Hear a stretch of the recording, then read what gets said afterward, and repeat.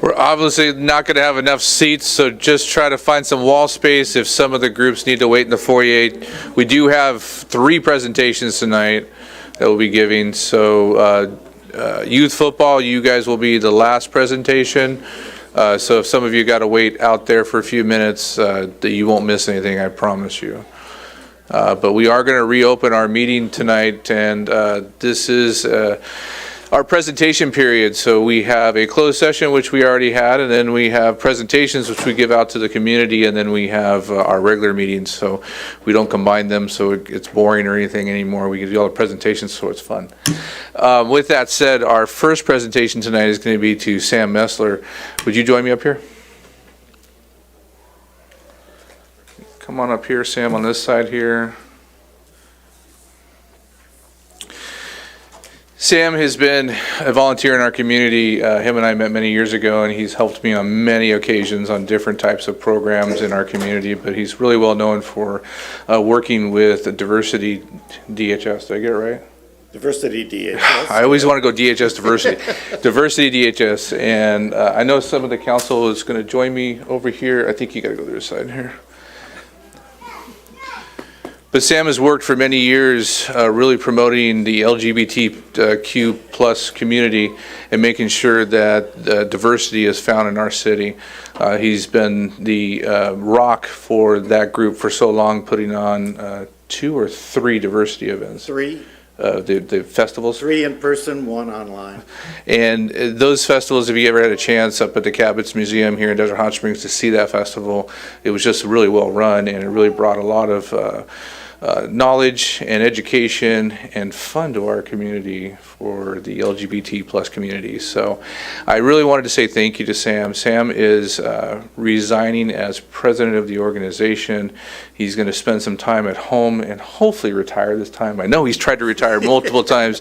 We always pull him back into the community to really help out. But on behalf of the City Council, we wanted to say thank you and recognize you for the service that you've given, and thank you for your years of dedication and support with DiversityDHS. And I don't know what else we can do to give you our gratitude, but you're definitely going to be missed. I know you won't completely go away. I know we can call on you if we need to. We will try not to, but it is definitely a hole that's going to take a while to fix in our community, and in a position that's not easily going to, someone's going to put their shoes into right away. So thank you, Sam. Thank you very much, Mr. Mayor.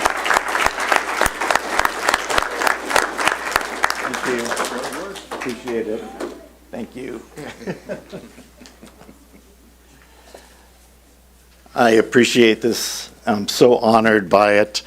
I left my speech at home. It was 47 pages.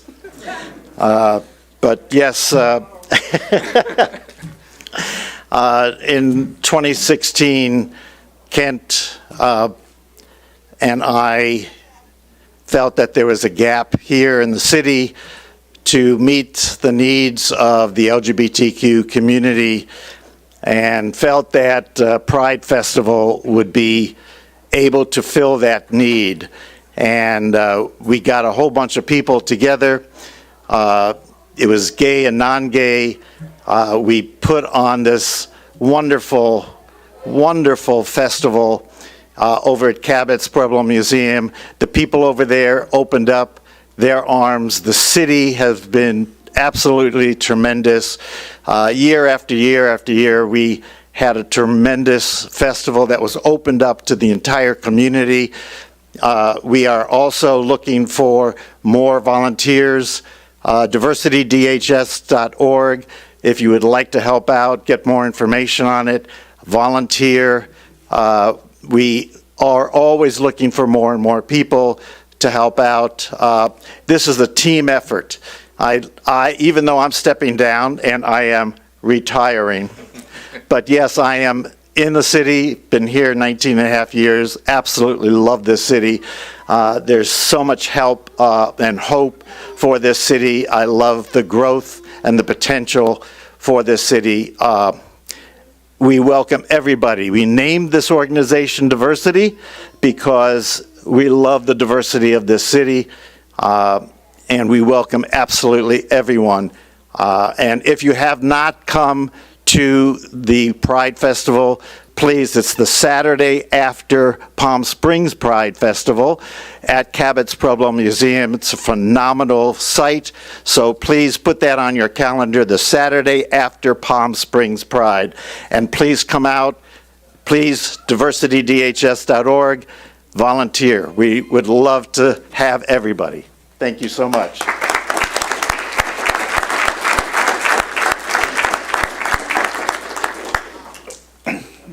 I'll kick it off. Sam, it almost breaks my heart to see you leave, because this organization would not have existed without you, and with Kent and his partner having moved on to Las Vegas and then things going. And it's good to have new leadership, and I look forward to working with Joey and people like Jim Nindell and others that are part of the organization now. I think it's going to keep going and keep getting bigger. But Sam, you are the cornerstone of it. You will always be the cornerstone of it. And we know we can always count on you. I know I personally count on you. I rely on you for your input and your advice on things in the city, not just dealing with diversity and gay issues, but for everything too, because you do care about this city. You are a strong presence in the city. I'm glad you're not moving away, and I know we'll be able to count on you and see you, but I'm going to miss you as part of diversity. Thanks, John. Thank you.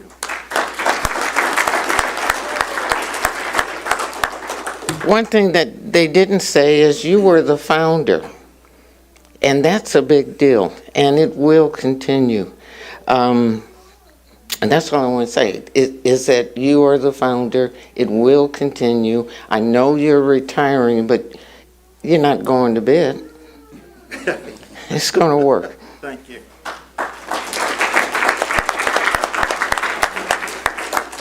And I know his partner husband, Ted, is over there. I just wanted to say hi and thank you for letting us have all this time with him. You guys are more welcome to stay up here if you like, but you can go sit down if you like. There's a lot of people, so however you guys feel. The next, I'm going to invite Emily Parsons. She is our assistant to the city manager, and I wanted to say something real quick before she takes over here. Our community is... Government a lot of times is looked at as the evil government. They're taking over, they're taking my taxes, they're not doing anything for this community. The men and women that work behind the political figures up here are the men and women that make our city run each and every day. They're residents of Desert Hot Springs, residents of Coachella Valley, people that truly care for the city of Desert Hot Springs. And a suggestion was made a while back to bring a program from another city that Emily worked in to really educate community members, and we had quite a few come out and be able to go department to department without any political figures in the way, and to really understand how the city works. And so I'm going to let her talk a little bit more about this, but I first wanted to say thank you to her for bringing this to our city and really focusing with our staff on giving the education to our constituents here in Desert Hot Springs. So Emily. Thank you, Mayor. There's many more people here than I thought was going to be, so bear with me. I'm a little bit nervous. Good evening, everyone. My name is Emily Pearson, and I am the Executive Assistant in the City Manager's Office. I'm here tonight to honor a group of residents that I've had the pleasure of working with over the last few months. They are the first graduating class of the Desert Hot Springs Civics Academy. Civics Academy is new to Desert Hot Springs and is the first of its kind in the Coachella Valley. It's open to residents who reside or work within the city limits. 20 participants signed up and 16 graduates completed the full course. The purpose of Civics Academy is to educate, engage, and inform. There is often a perceived divide between the public and the government, but this course is designed to bridge that gap. This free educational program teaches residents about local government on a non-political level.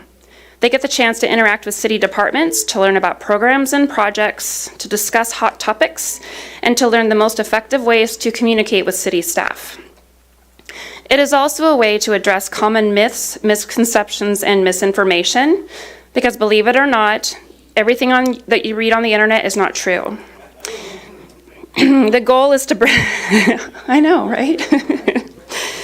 The goal is to provide our residents with factual knowledge they can use to their benefit, and then hopefully educate their friends and neighbors as well. Over the course of 7 weeks, participants met here in council chambers on Wednesday evenings to learn about the city manager and city clerk's offices, the Public Works Department, community development, economic development, police and public safety, administrative services, who had a great, where is he? Interactive presentation, yes, Jeffrey, great job, and the code and cannabis compliance divisions. Our department heads and staff gave an overview of their functions and how they serve our residents. They discussed the best ways to address issues, questions, and concerns. Each session included a presentation period and plenty of time for questions and answers. I also asked participants to fill out a survey after each session. You always did. So they could provide honest feedback to me. What do they like best? What do they like the least? What more do they want to see? What do they want to learn about, etc. I can honestly say that I also learned a ton throughout the course. It was a team effort, and I want to sincerely thank all of the staff that put so much work into their sessions. I would also like to thank the mayor and city council for their support of this program. Lastly, I want to thank my graduates. You are all engaging, respectful, and really fun to hang out with on Wednesdays. When I call your name, please come up for your certificate. Alex Kramer.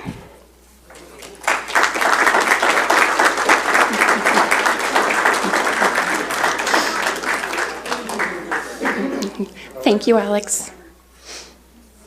And then you just stand back here. Alyssa Nieto.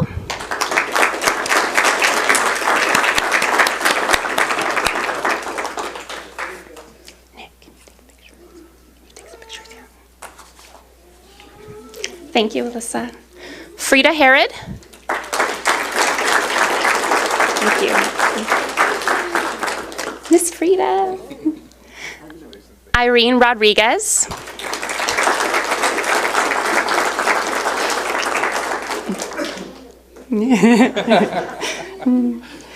Hi, Irene. Mr. John Thatcher.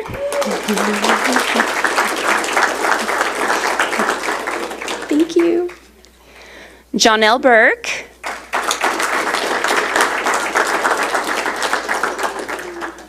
You're welcome. Kent Anderson.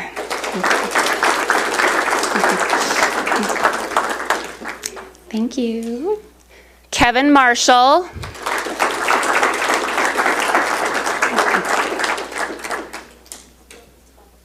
Thank you, Kevin. Mr. Football himself, Leroy Ailman.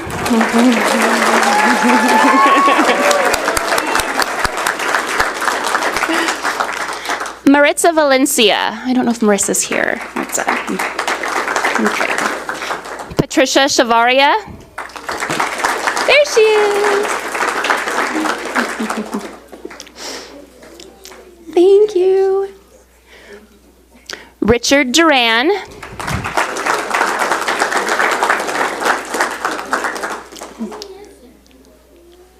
Almost done. Almost done. Stephen R.J. Gibney. I didn't see Stephen. Okay. Veronica Smith.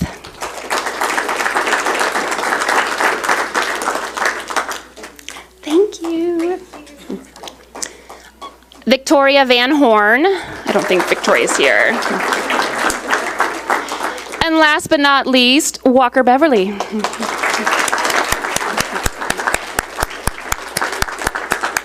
Thank you, thank you. Please join me in congratulating this inaugural group. I'm very proud of them.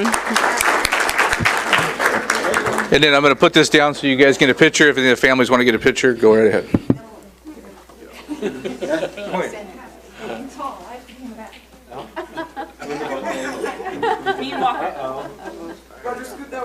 There we go.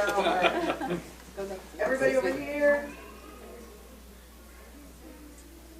Thank you. Thank you. Congratulations. Thank you. Thank you all so much.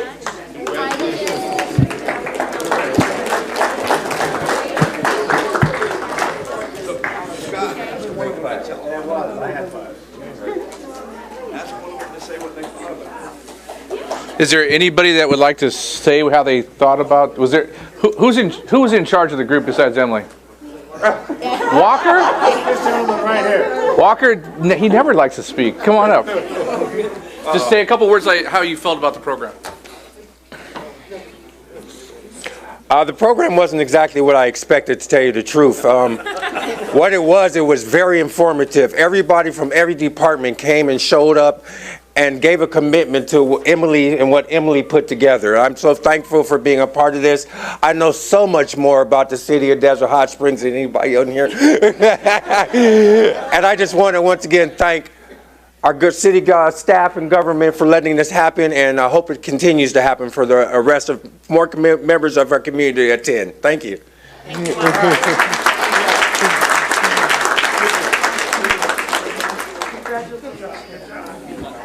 Mr. Beverly, it will continue. Thank you.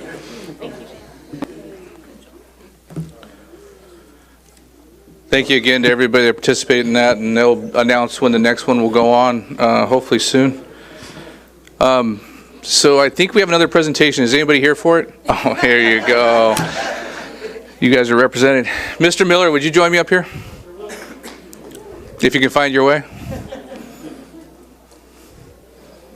Yeah, lights up here get hot. So we have been working really hard to recognize the youth of our community the last few years, especially coming out of COVID. It was some rough times for all of us, right? And youth sports was something that we knew that our kids could get out and participate in over time. And we've formed this relationship with Desert Hot Springs Eagles youth football over time when it was brought to us in, I want to say early 2000s. Is that when John Martin, is that a good? Yeah, early 2000s, and we are actually moving forth in hopes that we can fund a park that will actually have a football stadium for you guys in the future. I don't know. Don't get too excited yet, because I'm hoping it's done under my tenure in the next few years, but I'm not sure if we'll get there. But we're designing, we're going to put on the shelf, and that's usually the biggest part, is making sure we have a concept, a design, that it gets on the shelf so that we can find funding for that. Because we know how this program's growing. And we talked about this a couple of years. We're in the process of a park master plan to make sure that we could fit that in there and make sure that we have a place for our youth to be able to play youth football in the future. So that's really important to us. We have multiple certificates for different groups here that we want to give. I did a little bit of research today, and hold on, I need to grab a note real quick.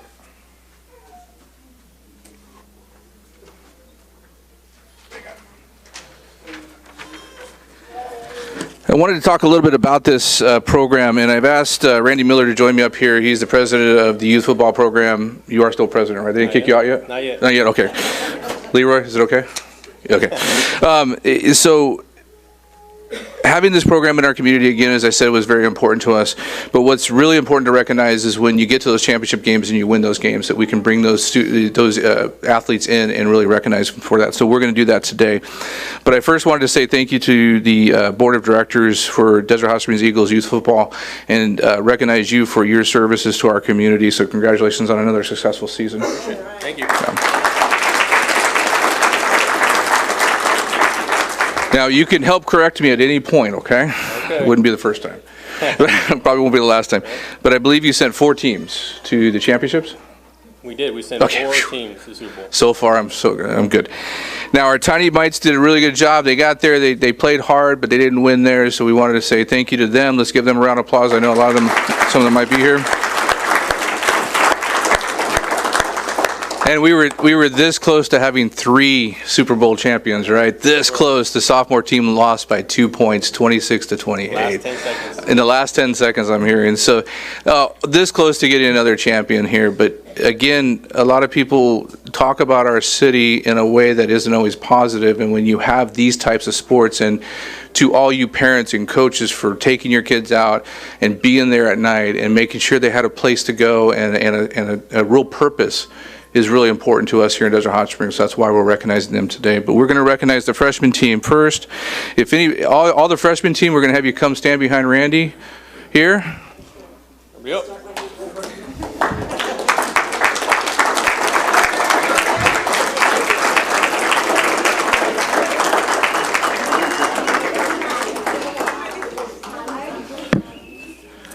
And I'm not going to sit here for the next half hour and go through every player's name, but I have a certificate for each of the players, and I'm going to hand this to the coaches to be able to hand out. But I wanted to have Randy speak a little bit to this team and to the coaching and to how they got there and what they were able to accomplish.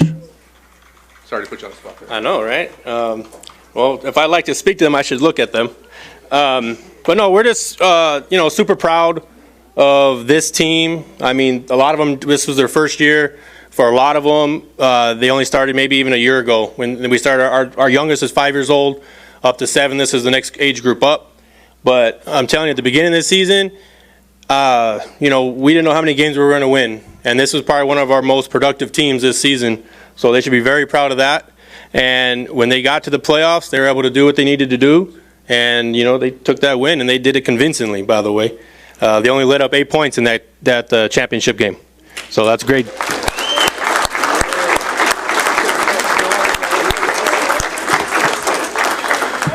So on behalf of the city council, and the final score was 38-8, Desert Hot Springs. So yes.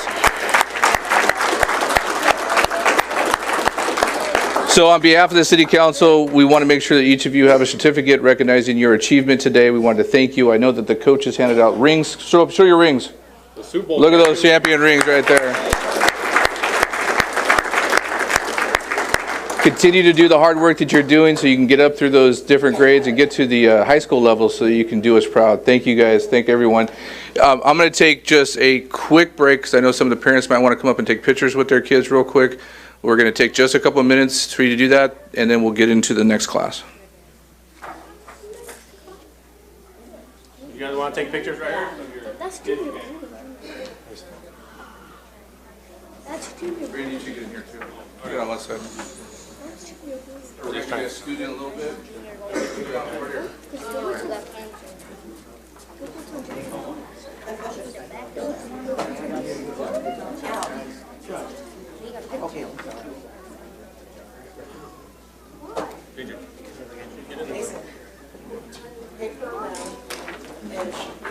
See those rings.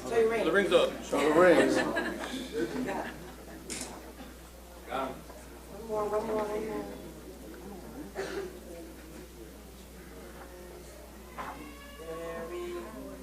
Got it. Sorry. All right, guys. Thank you.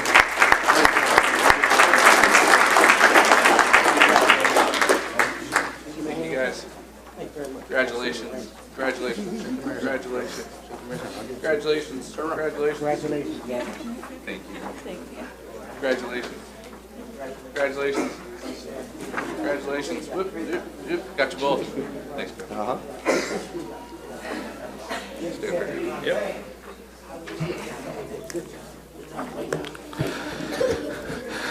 And then the sophomore group, we want to recognize them. They are ages of 12 to 14 years old, and they also, juniors, sophomores. So the junior group is 12 to 14, and they also went to the championship, and they brought back a championship by winning 28-22. So it was a little closer game, but they also double overtime. So I'm going to have Randy talk a little bit about it, but if we can have all the juniors come on up.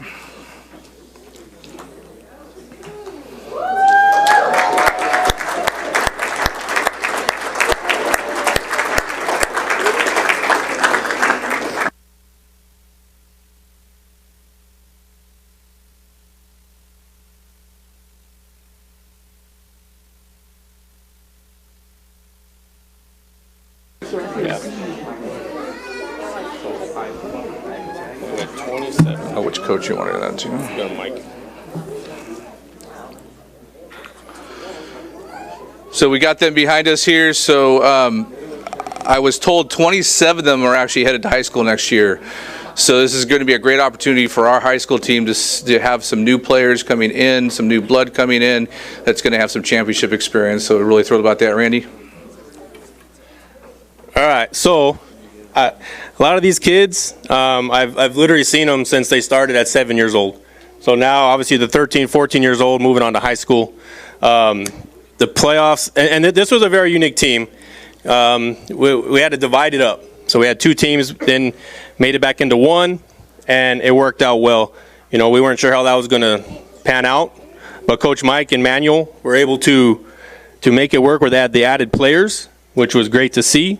But I tell you what, that was probably one, and my son has played in them a few times, but that was probably one of the most exciting Super Bowl games I've seen probably ever. Like, to go into double overtime and to pull it out at the end and get that stop, knock out the ball, cause that fumble. And I believe Kennedy was the one with the game winner to close it out. So we are lucky. Kennedy is not going to high school next year. So we get to keep him for one more year, but the majority are going to high school. So we would like to wish you guys good luck in high school and congratulations on the Super Bowl win.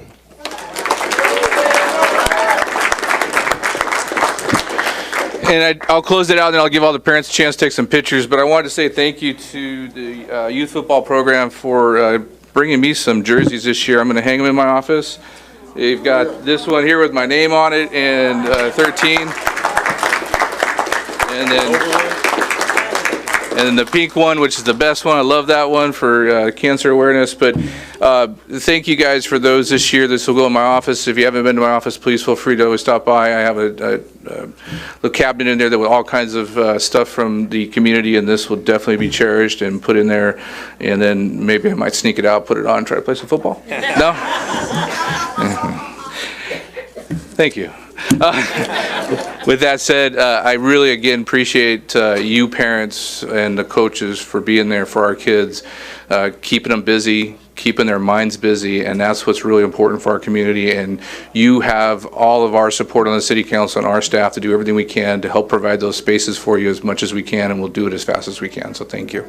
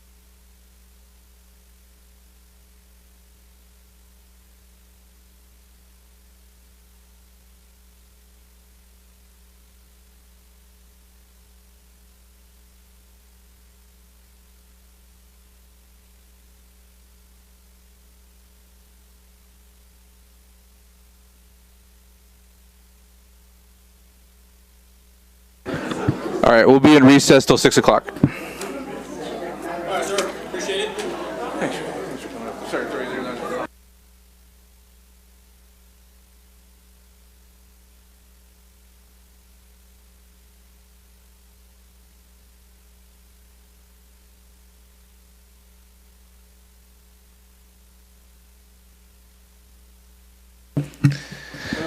All right, ladies and gentlemen, thank you.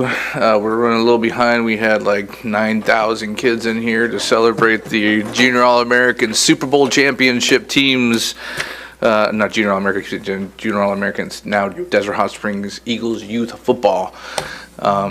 So it was really a great event for us. Childcare for a minute. I know. Was that why you were over there? They were trying to keep their kids here? You were like, no, you got to go. Councilmember Nunez, he has child care services for you. You can put him to sleep here tonight. All right, with that said, I am going to call the meeting to order. This is the City of Desert Hot Springs regular meeting of the City Council, and the City Council serving as the successor agency to the former Redevelopment Agency Board for Tuesday, December 6, 2022. This is our 6 p.m. regular session. Roll call, please. Councilmember Betts. Just real quick, Councilmember Betts did call me earlier. He's really under the weather. He just didn't want to come in here and be coughing and have that in the air, so he wanted to send his apologies for not being here tonight, but he is sick, so he will not. Councilmember Nunez. Present. Councilmember Pai. Here. Mayor Pro Tem Gardner. Present. And Mayor Madison. Present. Our invocation tonight is going to be given by Councilmember Pai, and then following that, Mr. Gardner, would you lead us in the Pledge of Allegiance? Oh, I'll lead us in the Pledge of Allegiance. Your voice is almost still gone. Ms. Pai. Okay, I just have a couple of quotes. If you want to go quickly, go alone. If you want to go far, go together. It's an African proverb. This is a life in the trenches. I have one life and one chance to make it count for something. My faith demands that I do whatever I can, wherever I am, whenever I can, for as long as I can, with whatever I have, to try to make a difference. Build a bigger table. If I am more fortunate than others, I need to build a longer table, not a taller fence. And the last is holidays is a necessity. There has to be at least one day of the year to remind us that we're here for something else besides ourselves.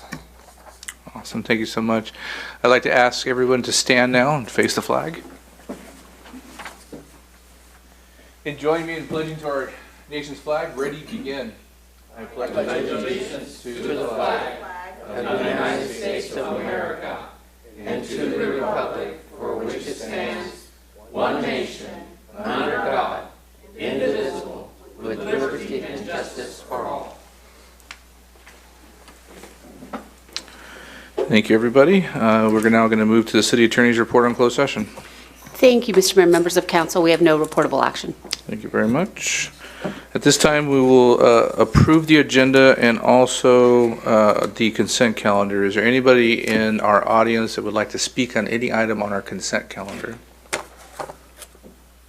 I see nobody coming forth. What is the council's pleasure at this time? I'll move to approve the agenda consent calendar. I'll second it. So we have a motion and a second to approve the agenda and all items on the consent calendar. It is motioned. Second, please vote.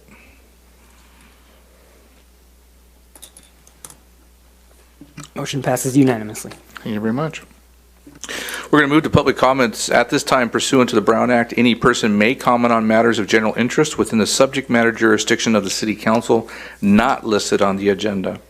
Under the Brown Act, the City Council shall not take action on or discuss matters raised during public comment portion of the agenda that are not listed on the agenda. All comments are to be directed to the City Council and shall be devoid of any personal attacks. Members of the public are expected to maintain a professional, courteous decorum during public comments. There are blue cards back there. You can hand them to the city clerk there if you'd like to speak in public comments on non-agenda items. Whew, a little tongue twister tonight. Our first speaker is going to be James Patrick. I think it's Vasquez? Velasquez. Please, come on in. As soon as you start, your 3 minutes are... The 3 minutes will be up on the screen. If you haven't been here before, it'll show you when your time is ending.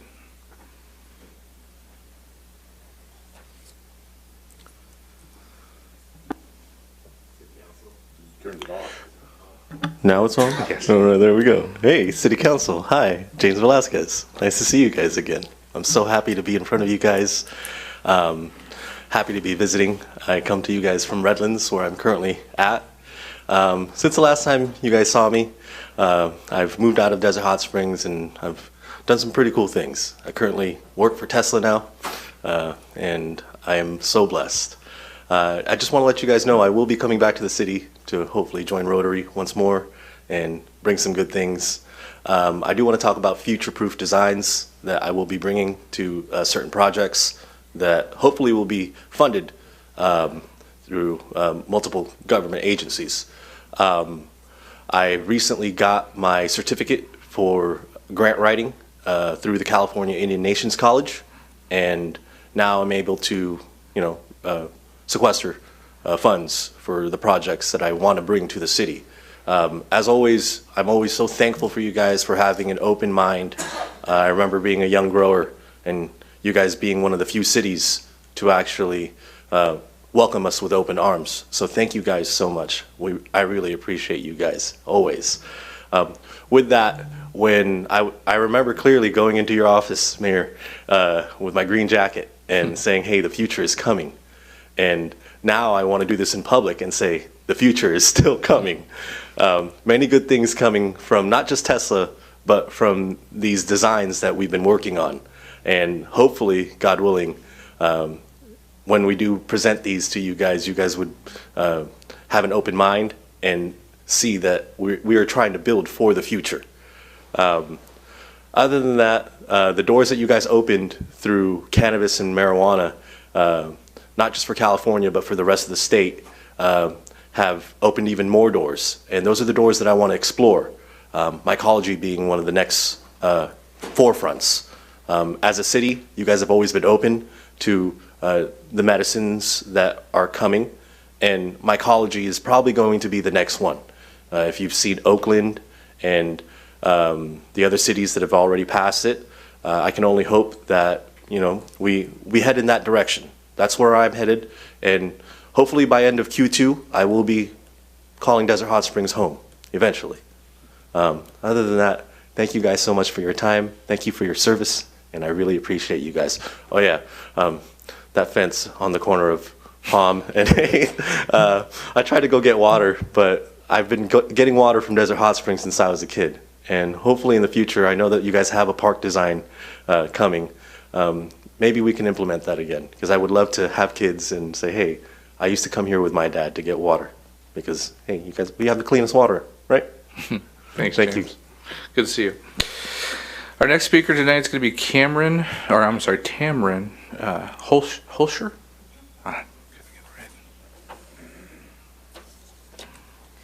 Good evening, Council. Again, my name is Tamron Holscher. I'm delighted to get the opportunity to talk to you.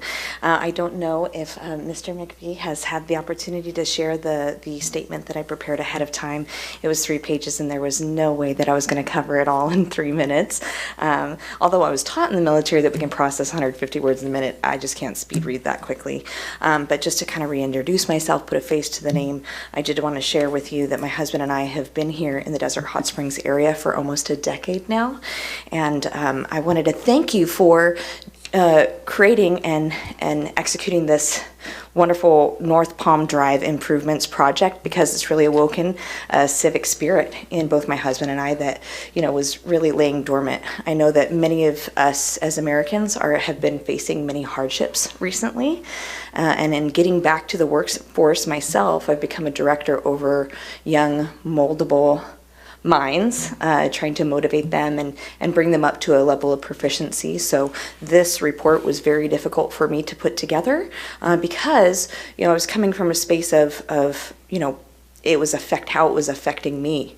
So it's a great opportunity to look at the public at large, and review the state of the city that you presented. And there's a lot of phenomenal programs that I'm very excited to be a part of Desert Hot Springs right now for.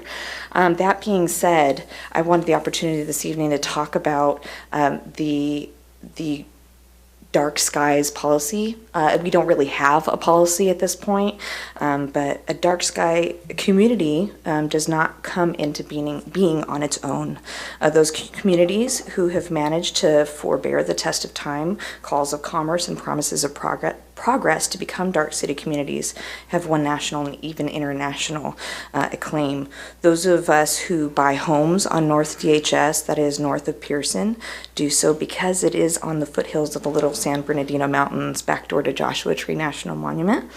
As of now, North Desert Hot Springs is still marked on Stargazers guides as one of the best top 10 best places to stargaze in Coachella Valley. North Desert Hot Springs has long been a haven for stargazing. People have flocked to our little oasis for decades to enjoy a break from the hustle and bustle of the big city, looking for the pockets of natural beauty and dark skies. But yet, as we've been driving around recently, we begin to see the S-L on the street, on the pavement, where street lights are slated to be installed. And this is in North Palm Springs, where there aren't homes nearby. I'm sorry, North Desert Hot Springs on North Palm Drive, where there are not homes. And I urge the council to relook at some of the installation of these street lights to see whether they're really necessary, what they really provide to the community at large. That 3 minutes went fast. It always does. Thank you so much. Thank you for coming out tonight. I have Tom Moen. Tom Moen is my last blue card. If there's anyone else that would like to speak in public comments, this is the second call.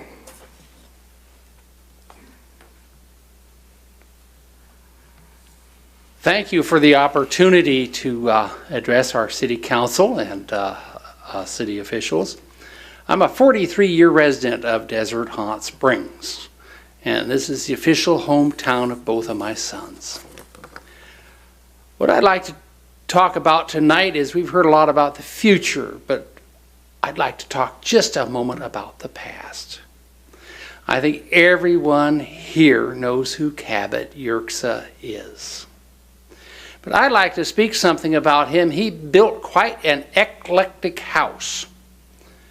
And the city had been incorporated about 2 years before he died. And in the ensuing years, many people in the city especially wanted to tear it down and get rid of it. It was an eyesore. But someone saw that it was a valuable history of our town.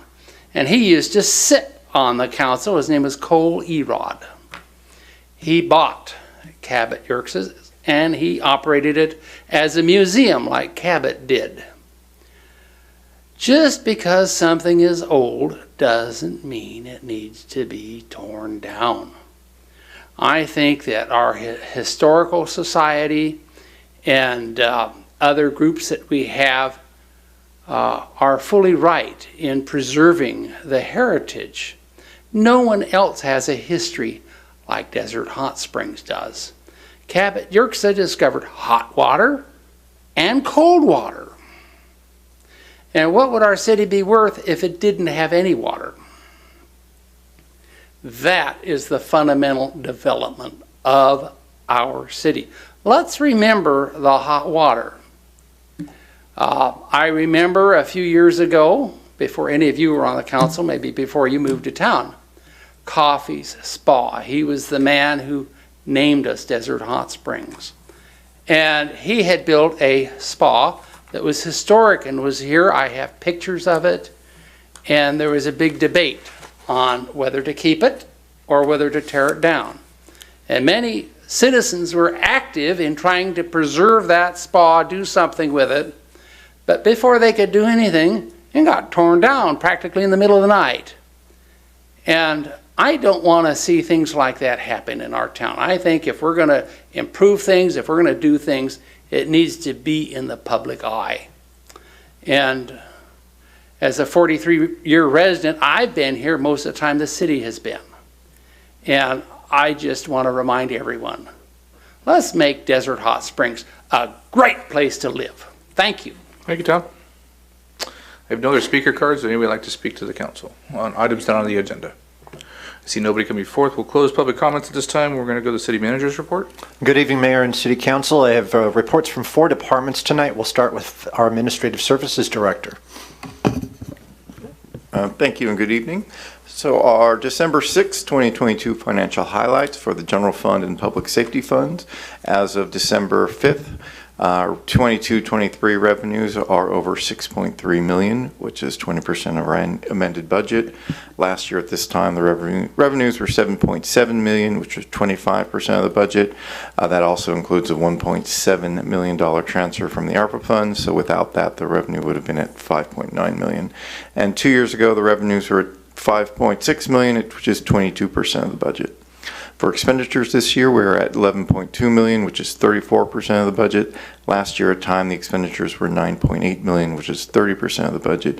One thing to remember that this time last year's expenditures do not include the staff increases that were approved for the MOUs by the council later on in December. So once we get into January, the 21-22 expenditures would actually increase. And then 21-22, fiscal year, 2 years ago, the expenditures were $9.7 million, which were 35% of that year's budget. Thanks, Jeffrey. And now we'll move on to Public Works. Nick Haker, please. Thank you. Good evening, Mayor and City Council. I have 3 projects to give updates on: the Palm Drive North project, Cabot Road project, and changeable message sign project. The Palm Drive North project is on Palm Drive from Pearson to Mission Lakes. The contractor's continuing flat work, which includes sidewalks, ADA approaches, driveways, span rails, curb and gutters. The red line highlights the area of the project location. The green line shows where the flat work has been completed, and the orange lines show where the contractor is currently working on. These are pictures. These pictures show the contractor finishing the sidewalk and driveways in front of the residential homes on the east side of the street of Palm Drive. These pictures show the contractor doing the demolition and prep for the new sidewalk and curb and gutter on the west side of Palm Drive. This is a copy of the notification for the contractor to the residents about restricted access to the driveways for the removal and installation of the new driveways. The dates are filled in by the contractor, as each address will be different, as they have different impact dates. The Cabot Road project is located on Cabot Road from 2 Bunch Palms to San Jacinto. Sorry, there it goes.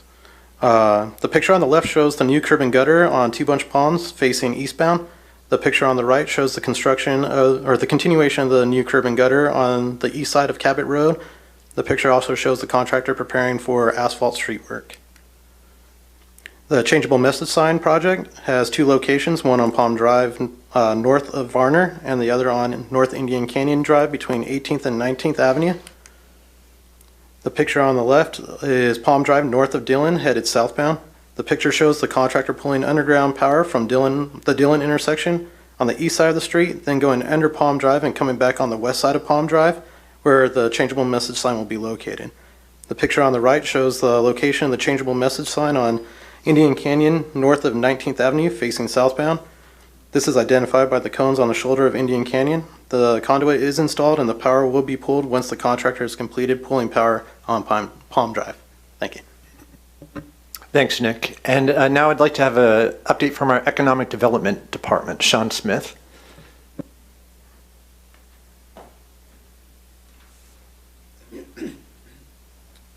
Good evening. Thank you, Mr. Rainey. Good evening, Mayor and Council.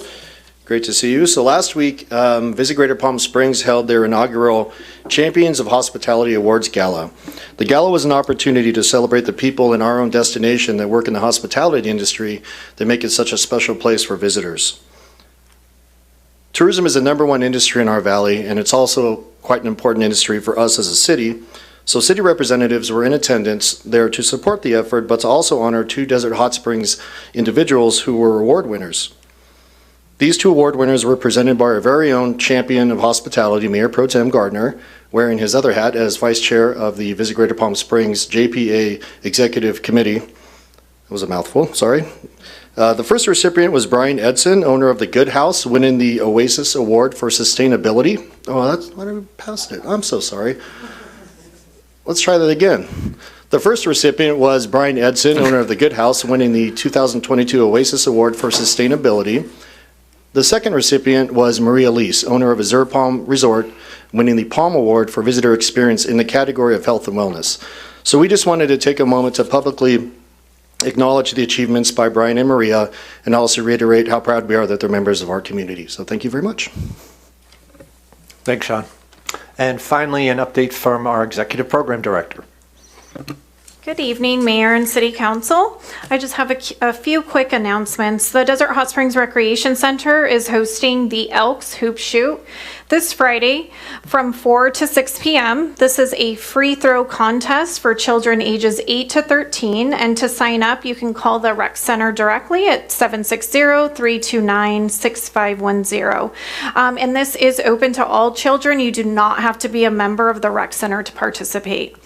And then also the Desert Hot Springs Recreation is now enrolling for our winter break camp for children ages 7 through 18.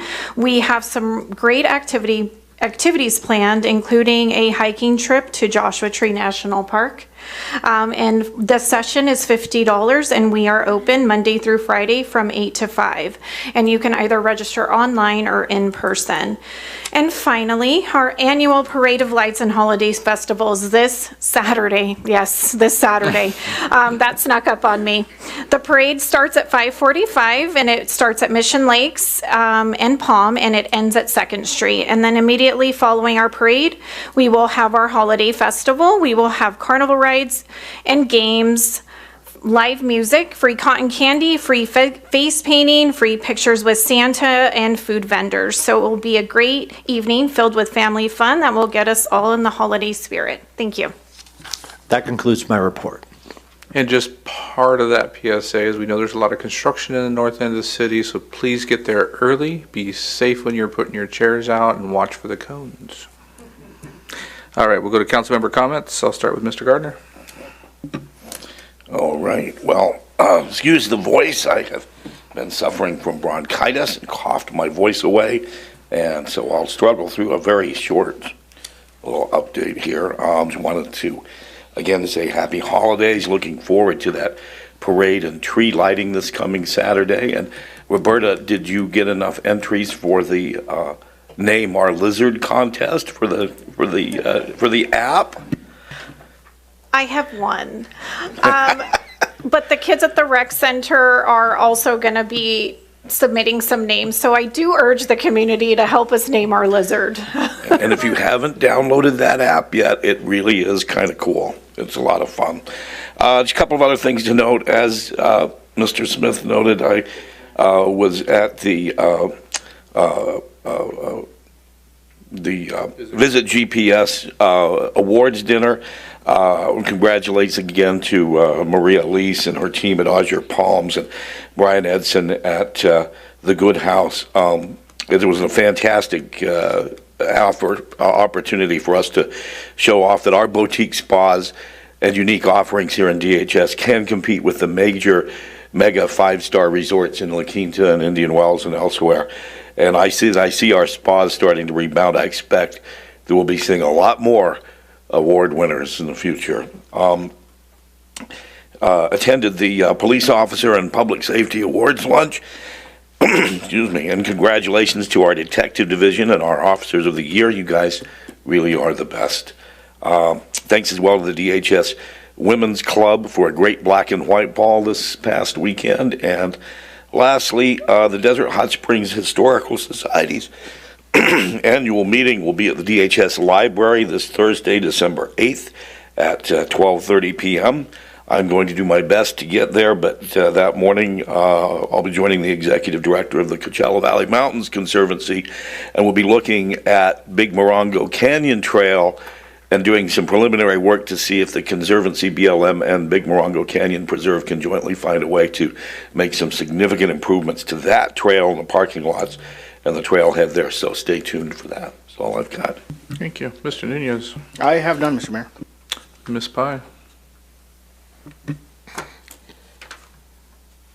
Mayor Pro Tem Gardner, you have to tell me.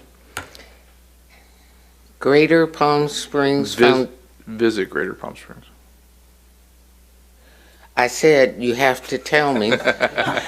Visit Greater Palm Springs, otherwise formerly known as the Convention and Visitors Bureau. I just learned it last week. It's taken me 3 And- months.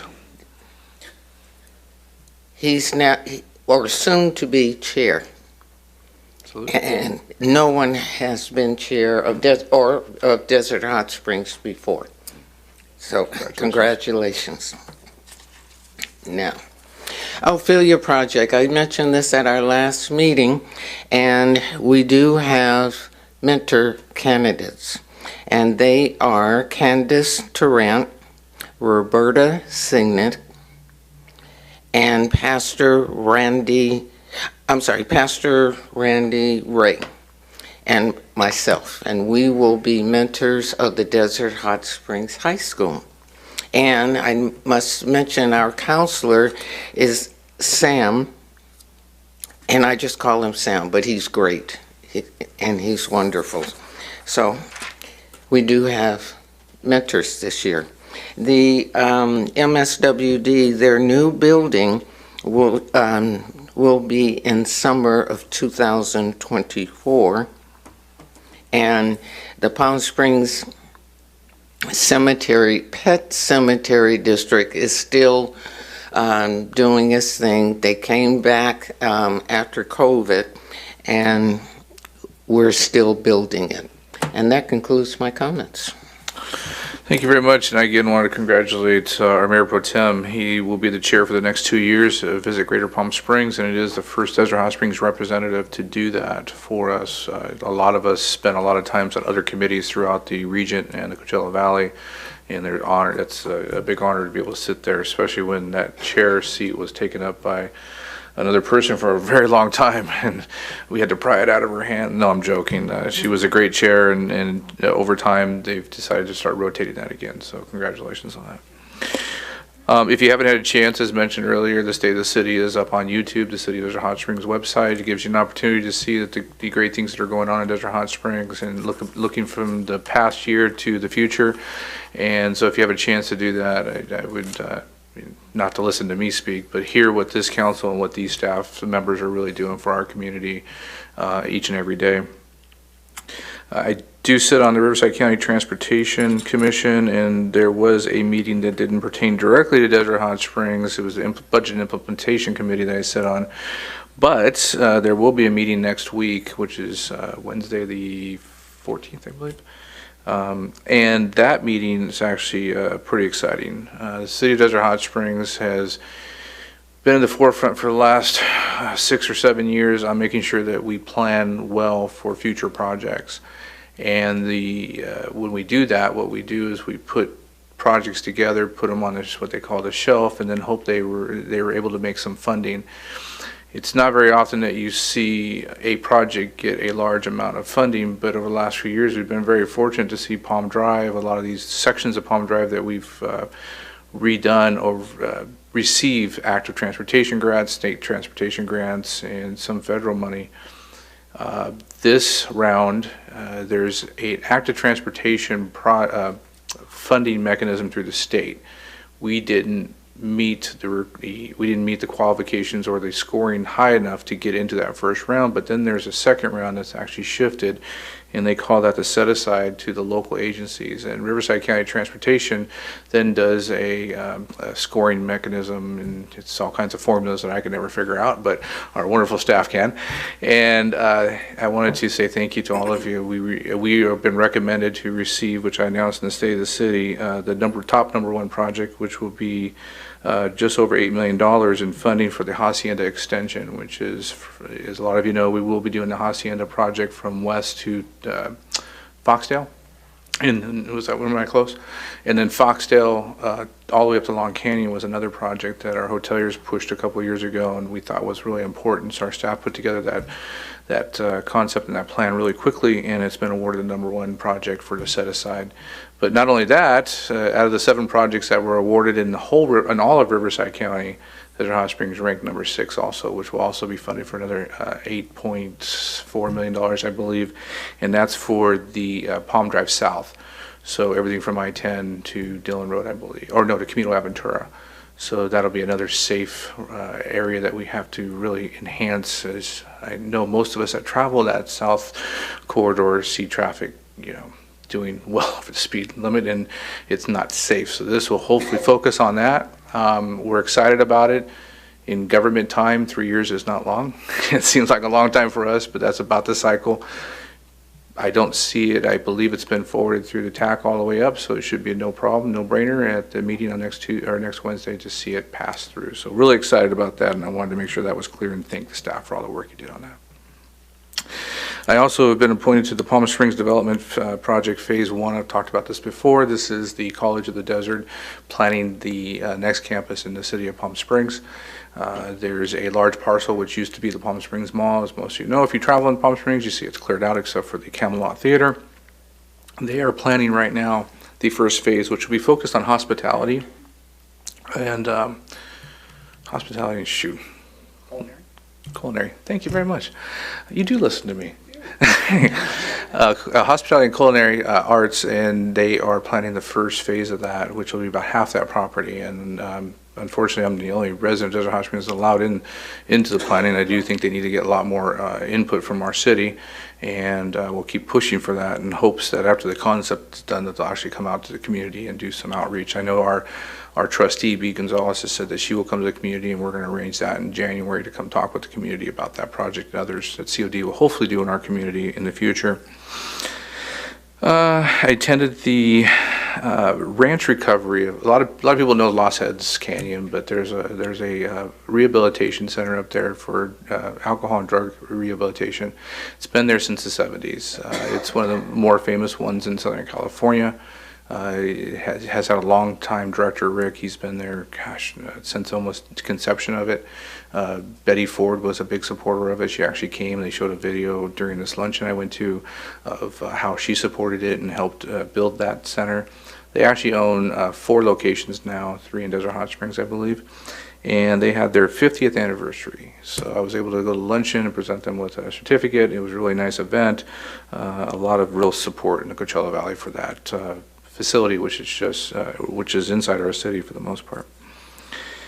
Also attended the CVAG Administrative Committee. Nothing that I can report on at this time. The 24th Annual Palm Desert Chamber of Commerce Peace Officers and Public Safety Luncheon.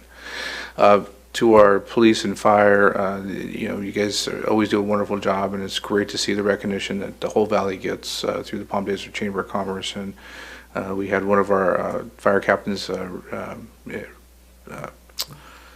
James Kinda. Grew up with him in the fire department. How did I forget his name?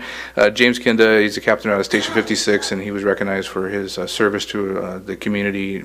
Station 56 might be in Sky Valley, but it's part of Desert Hot Springs. It's part of the battalion. They do a lot of work within our community, so it's great to see that. Our police department, our whole detectives bureau was awarded, and a police officer of the year was awarded. So Sergeant Carranza was awarded police officer of the year.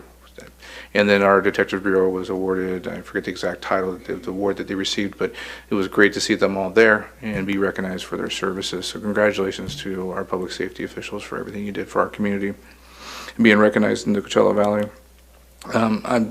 I'm usually the one that tries to get through my report really fast, but unfortunately, fortunately, it's been really busy with a lot of events, so I have a few more things to talk about.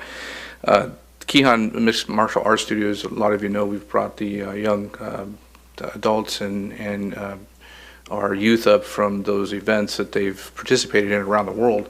They had their annual banquet at our Health and Wellness Center on Saturday, and I was fortunate enough to be able to go with my wife and support the youth of our community and see the awards that were given out. So I wanted to thank them for recognizing me and being able to be there and celebrate with them. Desert Hot Springs Women's Club, as mentioned, had their Black and White fundraiser. This is their first event of the season. It kind of starts now and moves on. If you have any extra cash, this is a great organization to give it to. The Desert Hot Springs Women's Club have given hundreds of thousands of dollars over their time as a nonprofit in our community to youth of our community and scholarships. So this is a part of how they do that. So, and I know Ms. Pye is part of that club. And so it's a great club to help support. The Executive Committee for the Coachella Valley Association of Governments met last night. There was quite a few projects that were approved, different road projects, nothing pertaining directly in Desert Hot Springs right now, but I did want to talk a little bit about this signal synchronization program. This is where throughout the Coachella Valley, they're synchronizing the traffic signals throughout the Coachella Valley. Each city is going to eventually have their own traffic control center. And they showed a lot of slides about the La Quinta Traffic Control Center, which they were actually able to test out during the Ironman event this weekend and be able to really work out some of the bugs, or going to work out some of the bugs. But it was really impressive to see that, and each city will have their own traffic control center, as far as I know, in the future. So it's really exciting for us, and it'll help move traffic and keep the air clean, as we talk about each and every day. It's already been mentioned about the holiday festival. Again, please be safe out there. There's lots of construction going on in that area, but take your time, make sure you get there in plenty of time to set up. I also wanted to, I know our Public Works talked about it, but the changeable mesh signs, the first sign is actually up on the Palm Springs side if you go across the freeway just before you get to the on-ramps there for eastbound. You'll see it on the Palm Springs side, so it's very exciting because we're so close. And then these message signs will all speak together about what our road conditions are. And so pretty excited about that. Safety versus lights. I know there was a comment tonight, you know, it's always a struggle with the City Council. We've had so many casualties and fatalities with people crossing streets and not enough lighting, and so you always try to balance safety and the night sky. And I know there was a comment, and what I wanted to talk about here was a dark sky ordinance. I believe the city of Desert Hot Springs has a night sky ordinance, and we can implement that. So maybe that's something we review with the constituent that was here tonight, that we talk about that and see if it meets what she's trying to get to. So I know that was a big discussion years ago, well before I was on the city council, to make sure that our city did stay in a position. And then with the new lighting these days, I know it's something I think we talked about during this process, or maybe not this phase, but the phase before, was to make sure with the technology today that they make sure those lights are pointed down and not ruining our night skies. I think I'm done. All I wanted to say is happy holidays. This is our last meeting until after the first of the year. Merry Christmas, Happy Hanukkah, Happy Kwanzaa. However you celebrate your holidays, please be safe out there.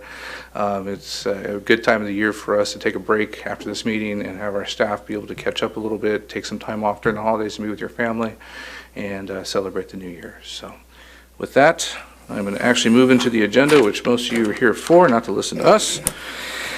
Our first item is in public hearings. It'll be item number 2, a resolution of the City Council 2-1, adopt the amendment to the mitigated negative declaration, and 2, approve Desert Gateway Specific Plan Amendment number SP22-3, amending the Desert Harvest Specific Plan in the city.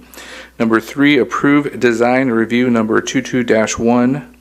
4, approve track map number 22-3. And number 5, adopt an ordinance amending Chapter 17.190 and an application to amend the Desert Harvest Specific Plan and develop a logistics center.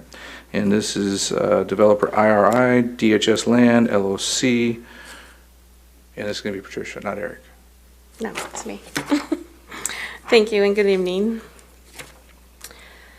The specific plan is a single parcel of approximately 64 acres on the northwest corner of 20th Avenue and Calle de los Romos, as shown here. The land use setting surrounding the project is as follows. To the north is zone light industrial with an existing cannabis business park. To the west is zone commercial business park with an existing multi-tenant building. On the south side is bounded by 20th Avenue and the I-10 freeway. And east is zone light industrial and is currently undeveloped land. The Desert Gateway Specific Plan was originally approved by the City Council on November 7, 2017 as a Desert Harvest Specific Plan. The original project included the approval of a specific plan, a tentative parcel map, conditional use permit, a development agreement, a general plan amendment, and a zone text amendment. The Desert Harvest Specific Plan was for the development of a mixed-use commercial and industrial project that allowed for the development of a 1.5 million square feet cannabis cultivation facility and a retail commercial of up to 45,000 square feet. On June 17, 2022, the applicant IRI DHS Land submitted a specific plan amendment, a design review, a track map, and an addendum to the mitigated negative declaration. This amendment to the specific plan is to allow for logistics, warehouse uses, update the commercial retail uses that would allow for a hotel, and also provide for updated contemporary development guidelines and regulations. Shown here is a comparison table. On the top right is a Desert Harvest specific plan land use summary. The original project had 3 planning areas. Planning area 1 was a retail commercial that allowed for a 45,000 square foot building. Planning area 2 was for a vertical harvest commercial that allowed for 161,000 square feet. And planning area 3 was for a marijuana cultivation industrial building of approximately 1.4 million square feet. The Desert Gateway on the bottom left is proposing 2 planning areas. Planning area 1 is reserved for commercial retail that would allow for 42,000 square feet, in addition to a 150 key room hotel. Shown here are the 2 planning areas. Planning area 1, shown on the south end in red, is the commercial retail, and the planning area shown in the purple on the north end is the light industrial area. Per section 3.2 of the permitted uses table of the specific plan amendment, a design review application is required for the development of a proposed logistics and warehouse building. The proposed development will be located on planning area 2, which allows for this type of use with approval of a design review application. The applicant proposes to develop a 1,061,090 square feet logistics and warehousing center on a 53-acre parcel. The proposed development would be a single story with a building height not to exceed 50 feet. The proposed elevations will be a tilt-up construction and have a smooth concrete palette of white, blues, grays, and red to add variation. The entry doors show a canopy installed above to shade the pedestrian entries, and the windows will have a blue reflective glass. Shown here are some perspective views for reference. The loading areas will be suitable for various vehicle types, including semi-trucks that will be provided at the north of the building and accessible via a primary and secondary service gate on Calle de los Romos. Vehicles would enter through the northerly gate, proceed to the processing building, load, unload, and then exit through the southerly gate. Based on the proposed uses, the project is meeting the parking requirements and will be providing a total of 1,047 spaces. Landscaping plants, materials, and irrigation systems will be installed by the project developer and maintained in accordance with the specific plan amendment. Consistent with the emphasis placed by the city on water conservation, the plant species selected for this project will comply with the city-adopted recommendations of the Mission Springs Water District. Some of the plants include blue palo verdes, yellow bird of paradise, Texas Rangers, and bongovillas, to name a few. The project is also proposing a tentative parcel map number 38435 as part of the entitlement application. The tentative parcel map is for the subdivision of a single parcel of approximately 64 acres into 4 individual parcels. Parcel 1 is approximately 3.10 acres. Parcel 2 is 4.13 acres. Parcel 3 is 3.46 acres, and parcel 4 is 52.72 acres. Pursuant to Section 15164D of the CEQA guidelines, an addendum is appropriate if the project changes or modifications do not result in any new significant impacts or a substantial increase in severity of previously identified significant impacts. The City Council only needs to make a finding that the request for an addendum is consistent with the original MND, and no further analysis is required. With that, this is a resolution of the City of Desert Hot Springs, California, to do the following. 1, adopt the addendum to the mitigated negative declaration. 2, approve the Desert Gateway Specific Plan Amendment number 22-3, amending the Desert Harvest Specific Plan. 3, approve design review number 22-1. 4, approve track map number 22-3.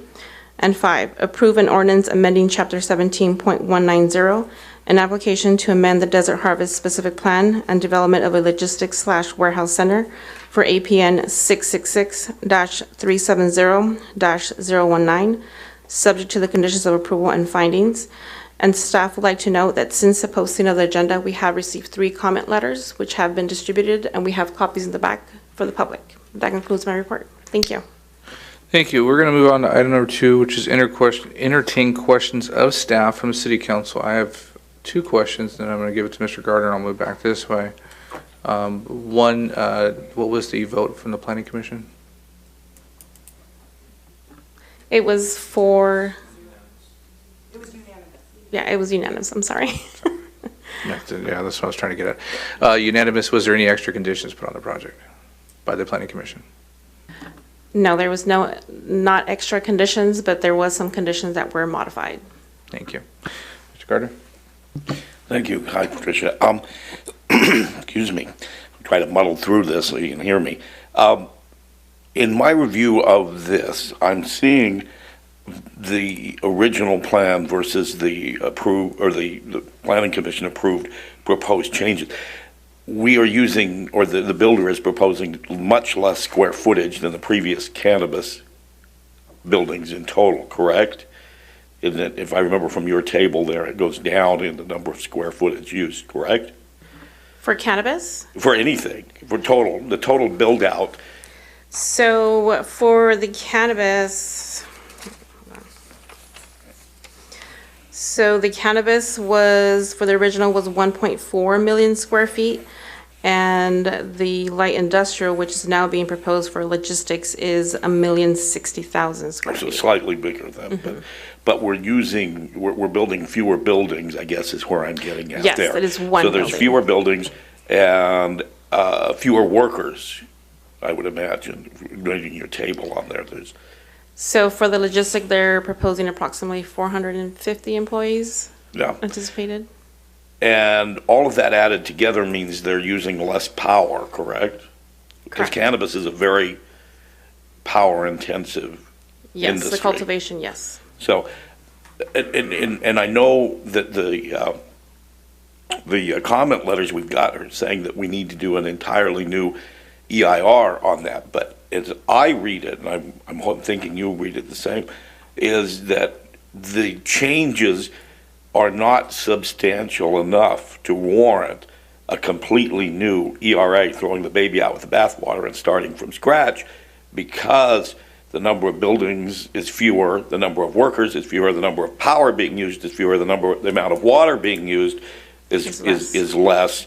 So if anything, the old ERI overdid it. Would that be a fair way of? Yes, so there is less impacts. Okay, thank you. Mr. Nunez, any questions for staff? Yes, this one, and one of many, but later on I'll ask the other one. For your commercial drainage plan for the current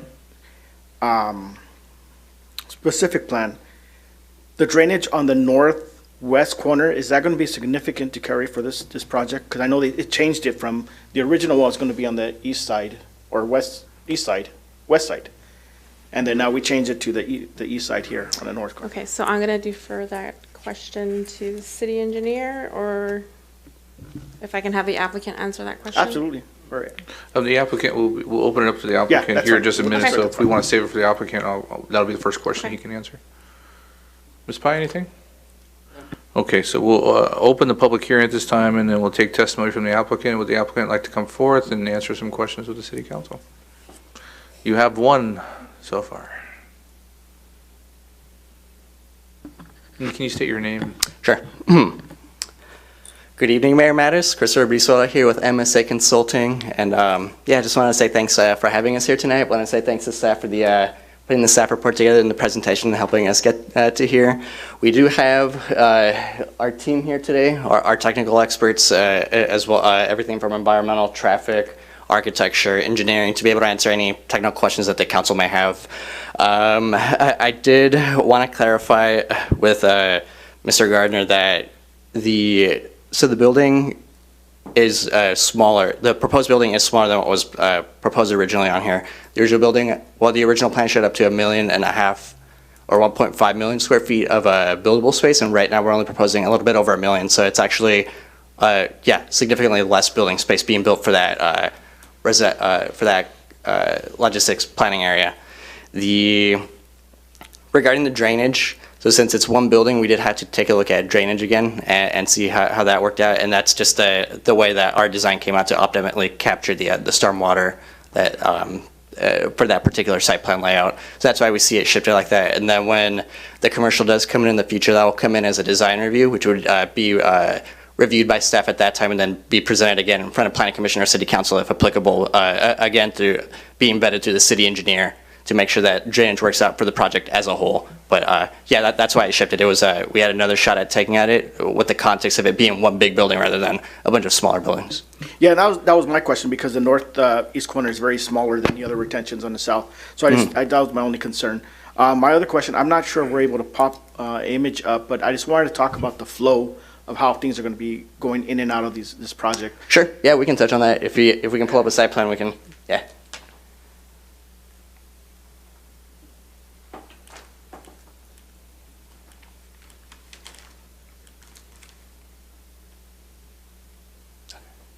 Is there another? Oh, is there another one? Good. That's the only way. Okay. I think I have it here too. I think that's the best we're gonna get, so. Okay. So yeah, so you're really looking more at just how the drainage worked in general? Is that like an overall concept?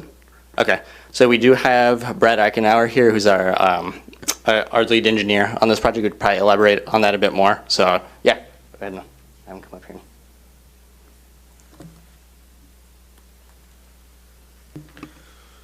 I meant to say traffic flow.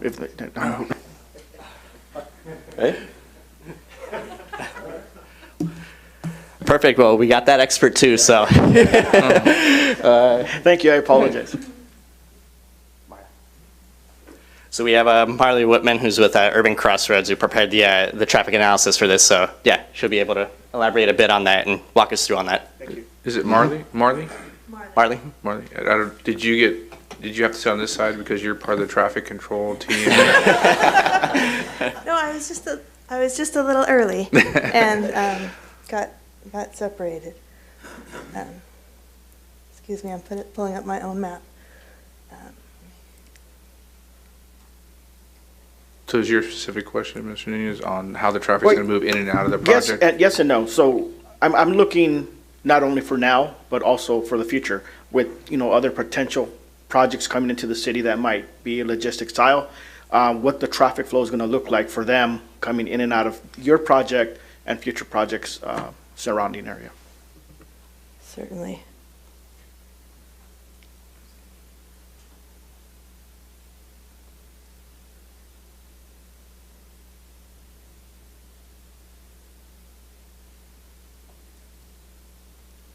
Okay, so we evaluated the warehouse trip distribution separately from the non-warehouse, and the warehouse traffic is allocated towards Calle de los Ramos.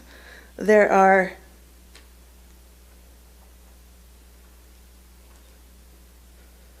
driveways along Calle de los Ramos at the north end of the study area. At the north end of the site, there's driveway 2, and then we have driveway 3, driveway 4, 5, and 6, and even driveway 10 all along. And the traffic does flow south along Calle de los Ramos and west towards Indian Canyon. And then we also have driveway 1 to the southwest corner of the site, where some of the warehouse will also access. So the street that you're talking to right now is on the east side of the project, which is on the right side of our screen that we're looking at. Yes. Several driveways along that end, and then we'll also have the warehouse strip distribution from the southwesterly driveway. So there's no driveways off of 20th Avenue except for the exit driveway. Everybody has to turn on that one road to get into the project. Does that help? Well, on the commercial and hotel trip distribution, there are additional driveways, yes. I think he's asking specifically on the warehouse portion right now. That's true for the warehouse. Did you need any more information from her while she's up? Anyone else on traffic? Well, one more action, that since we have you up here and I hadn't come up before. I see you're envisioning most of your traffic coming in and out on 20th Avenue from Indian. I thought, and then maybe I'm wrong, the Project Benito, the other one, is 20th Avenue going extended out to Palm to meet them, or is it, because that project is the next project to the east of this one, is That it hasn't not? been studied yet. So no, 20th is not getting extended to Palm Drive. That's not part of the project. On the previous project that you mentioned, they are going to be doing some street improvements to 20th, but it is not an extension to Palm Drive. This project actually is to the west of Project Viento. So that wouldn't even, kind of overlap into the extension of 20th that Viento's going to do, but I do want to make sure it's clear they are not going all the way to Palm Drive with 20th. This map is showing us that 20th ends there at the north-south street. Correct.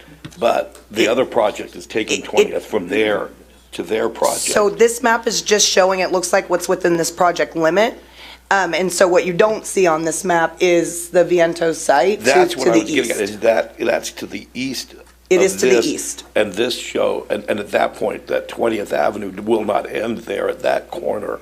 It will go into their project, but that's part of their project. Correct. It's a totally separate part of 20th that will be on the other project, yes. Any other questions on transportation or, okay, traffic, I mean? Thank you very much. Any other specific questions for the applicant? I just need to say, I appreciate the keeping the integrity of the commercial piece. I really do appreciate that. Thank you. Anything to add from the applicant's side before I open up, or I continue with the public hearing? Not at this time. I mean, if there's any specific questions you need us to elaborate on, I mean, we have the whole technical team here, so we'd be happy to answer any of them. Okay, if we get to there, we'll have time to rebut anything, so. Great. Okay, thank you so much. All right, we're going to move to public testimony at this time. If there's anyone in favor of this project that would like to speak to this project, you may come forth and do now. I see nobody rising and coming forth. Is there any opposition to this? We would take your testimony at this time. Please come forth, and you can begin your comments once you state your name. Good evening, Council. My name is Adam Frankel. I'm an attorney with Lozo Jury, LLP. I'm here tonight on behalf of Supporters Alliance for Environmental Responsibility, or SAFER.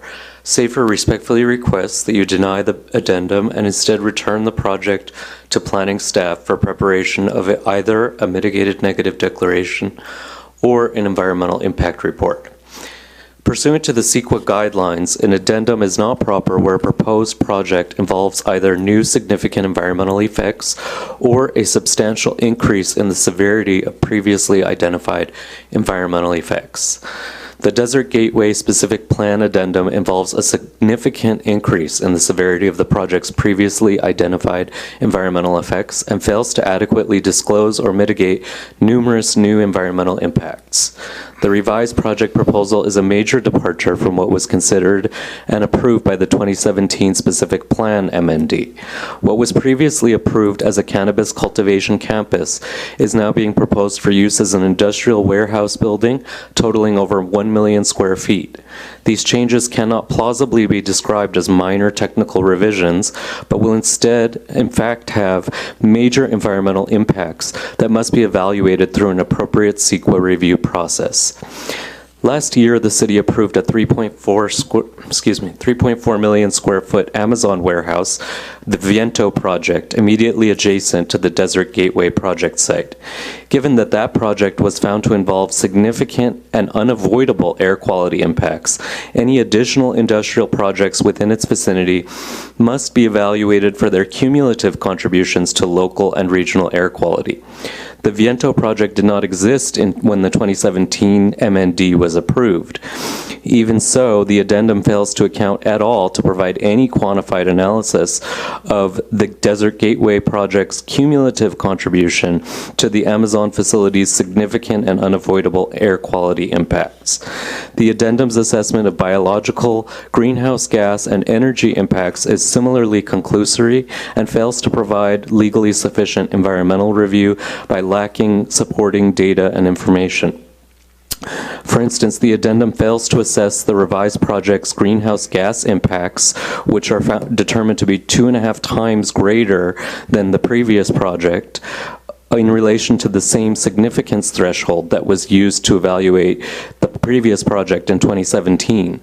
So rather than assessing the project's significance in relation to the same threshold, it refers to the project's compliance with local and regional climate action plans, which is essentially a changing of the benchmarks that doesn't comply with CEQA's requirement to examine new significant environmental effects.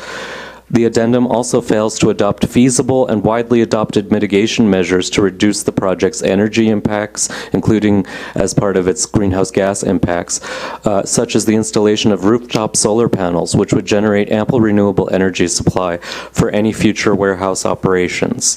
The Viento project itself incorporated rooftop solar as the result of an environmental settlement agreement, making clear that their use at the site is entirely feasible. For these reasons and others outlined in our written comments, we respectfully request that you deny the addendum and subject the project to further environmental review and public participation as is required by CEQA. Thank you. Thank you for your comments. Anybody else in opposition like to speak to this?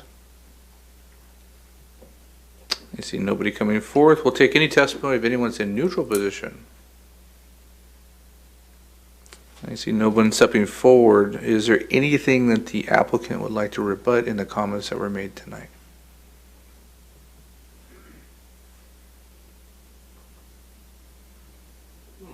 Thanks again for having us up here. Yeah, I did want to respond to a few of his comments. We did have a chance to review the comments internally and also with our technical experts. Our technical experts were well, they're local, and they've also had a strong working history here in the Valley and with the city of Desert Hot Springs in particular. When, after reviewing the letter, we don't agree with the conclusions that SAFER showed on there. We also worked hand in hand with the city as the lead agency to make sure that we put together a solid and well-vetted CEQA analysis. One of the comments was that this is a major departure for the project going from a cannabis use to a warehouse or a logistics use. When the cannabis use did come in was it 4 or 5 years ago, back in 2017, that it did have warehouse components to, or logistics components to it, because product was being moved in and out. So it wasn't really a major departure. And then it's also important to remember that the base zone for this site is industrial, which warehousing and logistics is permitted by right. So it's not really something that's really going a major departure from what normally would be seen on here or what would normally be allowed by the general plan. So I did want to point that out.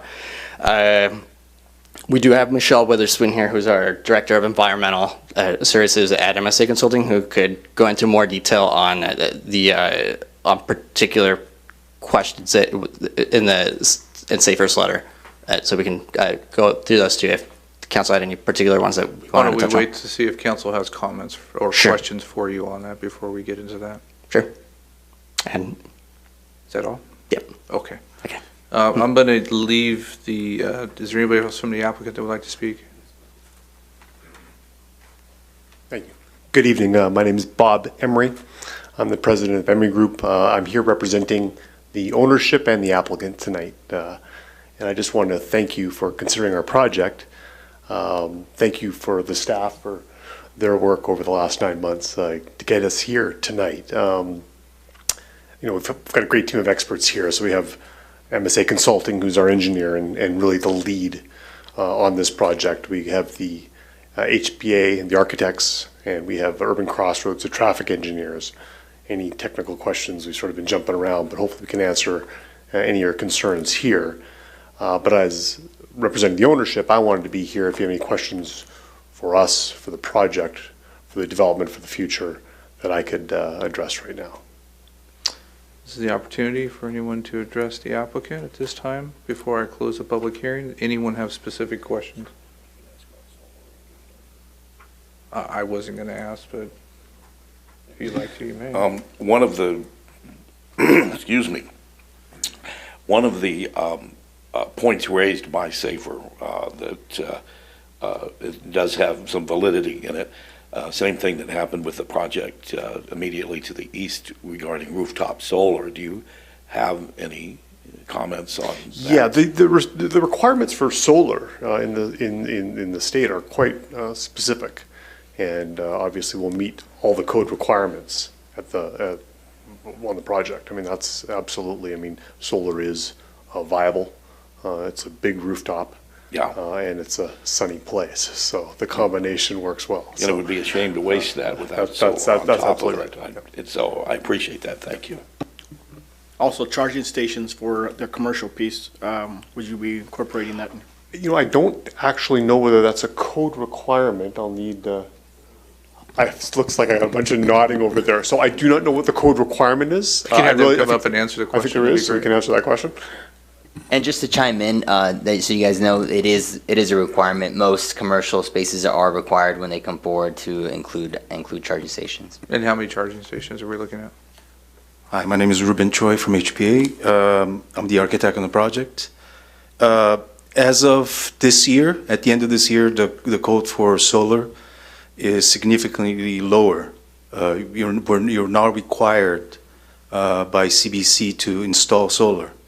Per green building, Cal Green, we are supposed to have 15% of the roof structure to support solar panels.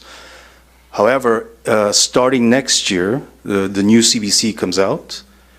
We will be required to install solar if more than 50% of the warehouse is conditioned. So if there's only offices that are being conditioned, we don't have to. But if being out here, we don't know who the user will be, and more usually these days a lot of people are having the warehouse being conditioned, and in that case the entire warehouse will be solar. When it comes to chargers, same thing. I think up to this year we were only if you have over 200 stalls, we were only needed to be 6% of the parking had to be EVs. However, next year it's 10%, and we were this year up to this year we didn't have to have chargers installed on day one. Well, let's get to the specific question. So if, let's say it gets to 10% next year, how many stalls is this project going to have? If it's going to be 10%, the project will be at 59 stalls. Okay, thank you very much. And then you're saying 15% of the roof is required at this time to be solar. Is not required, but it is structurally required to be ready for solar. Got it. Yes. Perfect. Any other questions? Thank you. Specific to the applicant?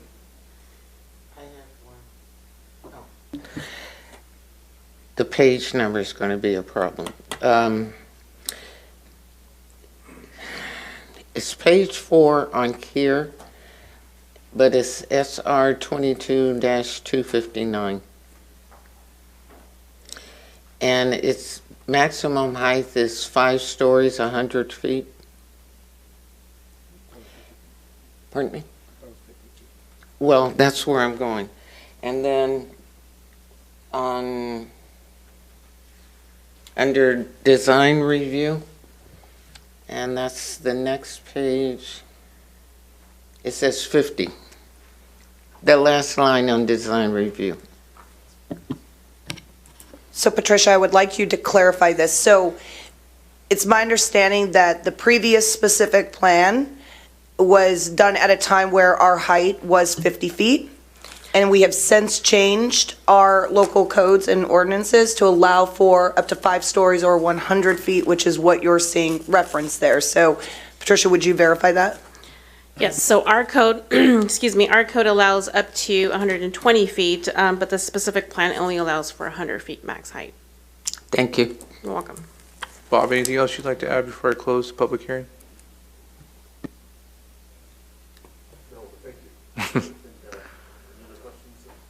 If there's no other questions from the council for the applicant, then I'll close at this time. Thank you so much. Thank you.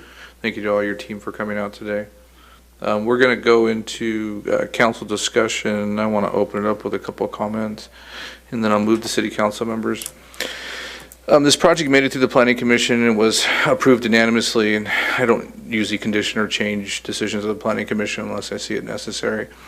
I really do respect the Sierra Club and the Lazu, Safer, easier to say. I respect what you're trying to do in our environments in the state of California, but I've mentioned this before, the 15 years I've been up here, I don't like your tactics. You drop this off to us today, and we're supposed to read it and understand it and help put together an opinion on this project. That's not fair. You've known this project's been going through for at least 2 weeks since, or 1 week since the Planning Commission, and probably for multiple months.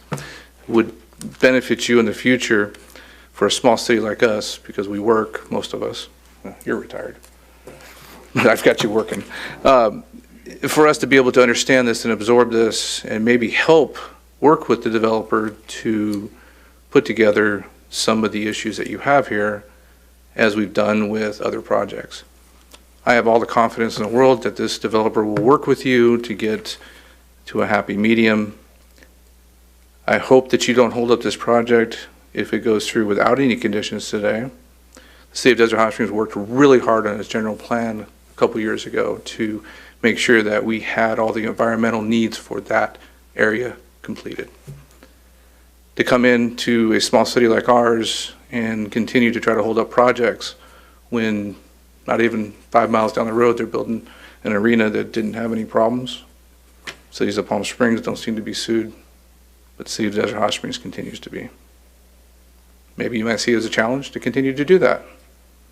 All I'm asking is that you give us a fair chance to read all these documents and put together an opportunity to work with the developer in the future. That would be fair. I'm in favor of the project without any extra conditions at this time. That's my opinion. Mr. Gardner?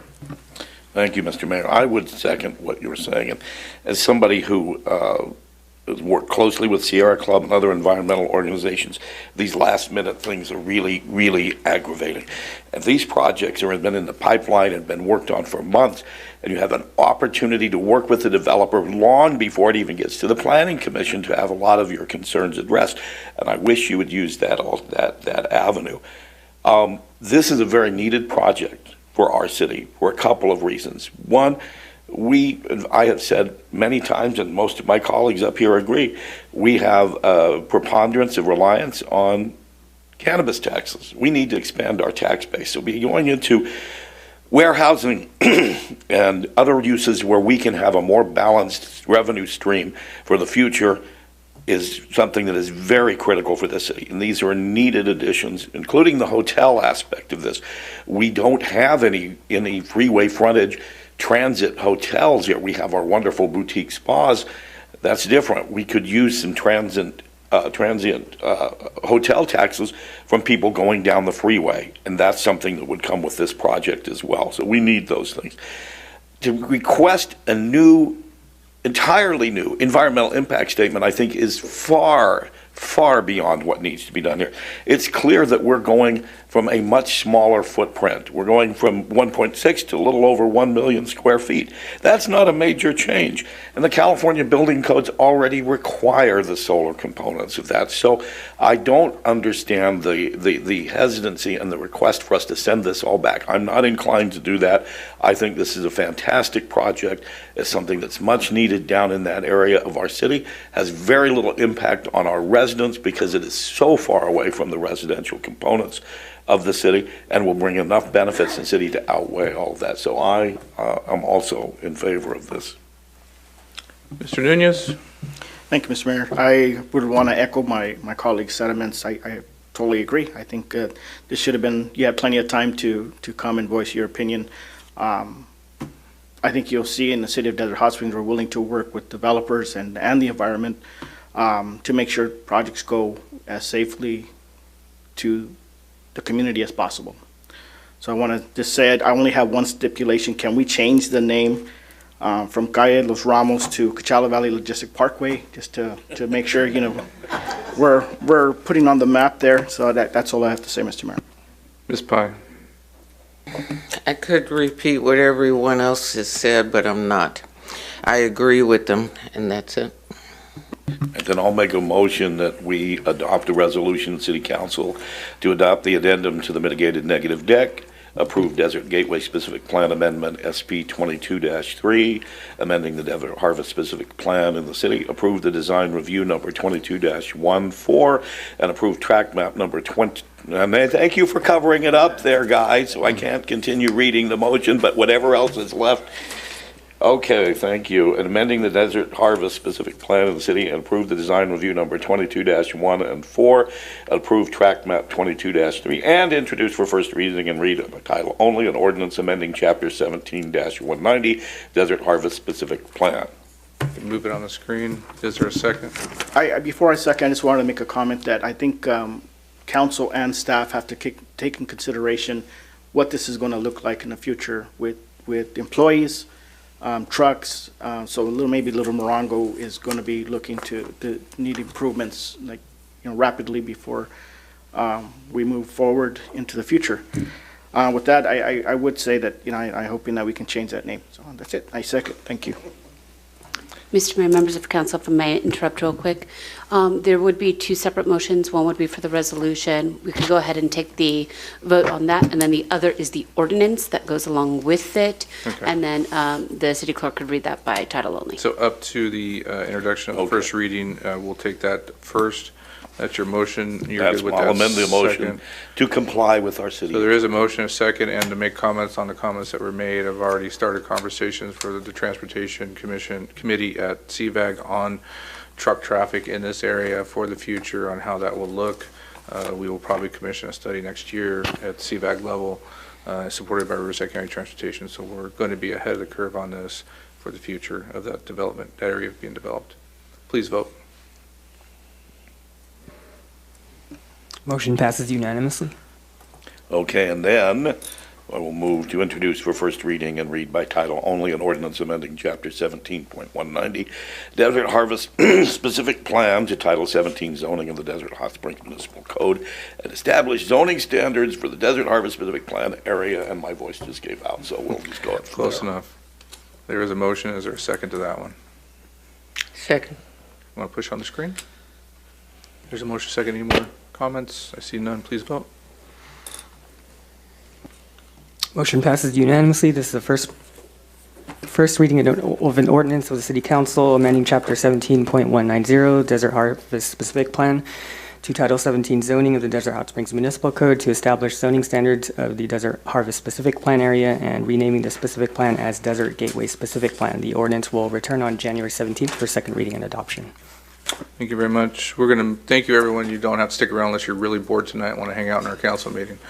Our staff loves it when we go late. So we're going to move to the administrative calendar. Item number 3 is a resolution approving the local roadway safety plan, LRSP. Jolene. Good evening. Hold on, waiting for my PowerPoint. Okay. Good evening. All right. What is an LRSP? A local roadway safety plan provides a framework to systemically identify and analyze safety problems throughout the city and recommend improvements. These improvements can be utilized in identified locations or at similar locations throughout the city.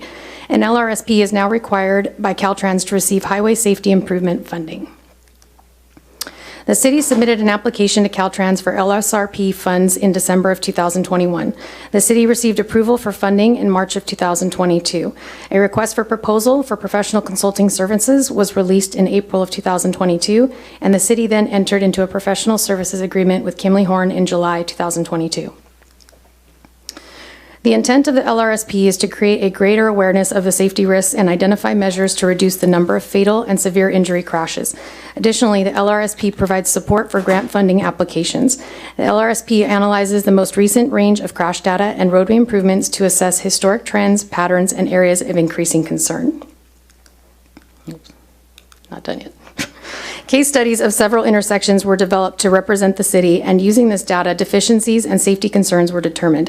A citywide countermeasure toolbox was then developed. The toolbox summarizes the potential countermeasures and where these apply throughout the city, as well as provide tentative costs per unit. These findings can then be used for future grant funding. The complete table of countermeasures can be found in the staff report.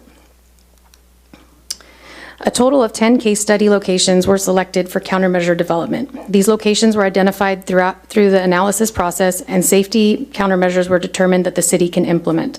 These countermeasures and recommendations are recommendations, and these recommendations for the 10 case study locations can be implemented at other similar locations.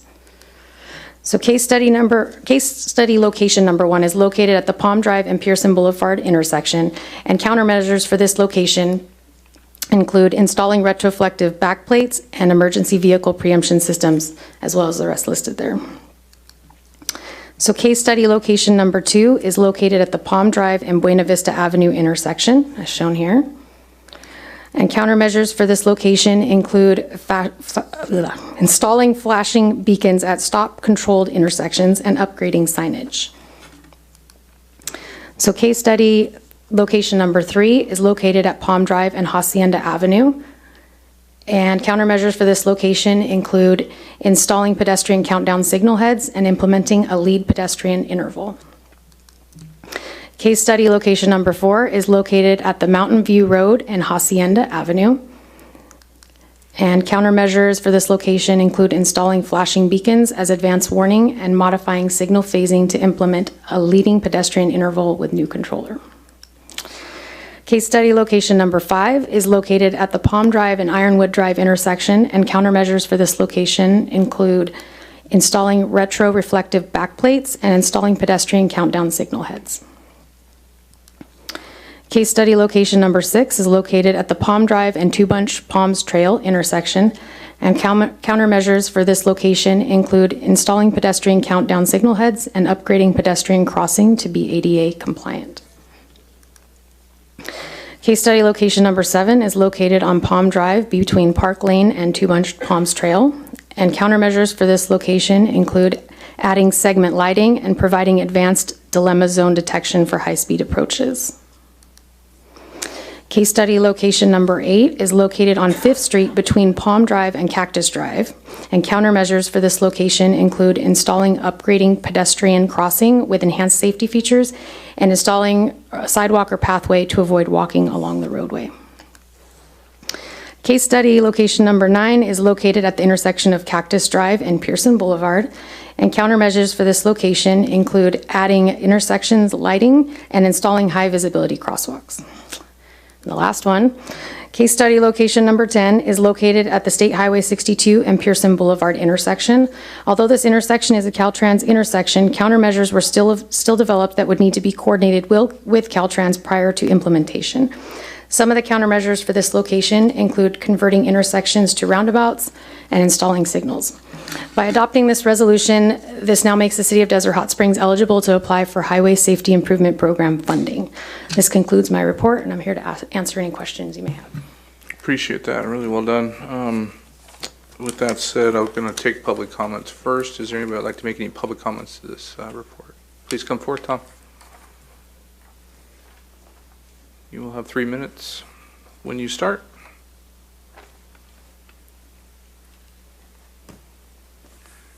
I'm Tom Moen, 43-year resident of Desert Hot Springs.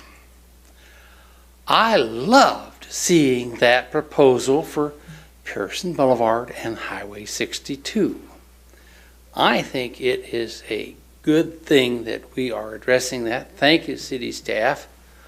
I'm not wild about roundabouts, though. They're very confusing for this old man. Something that I think the staff should include in this is some other safety information for us senior citizen drivers.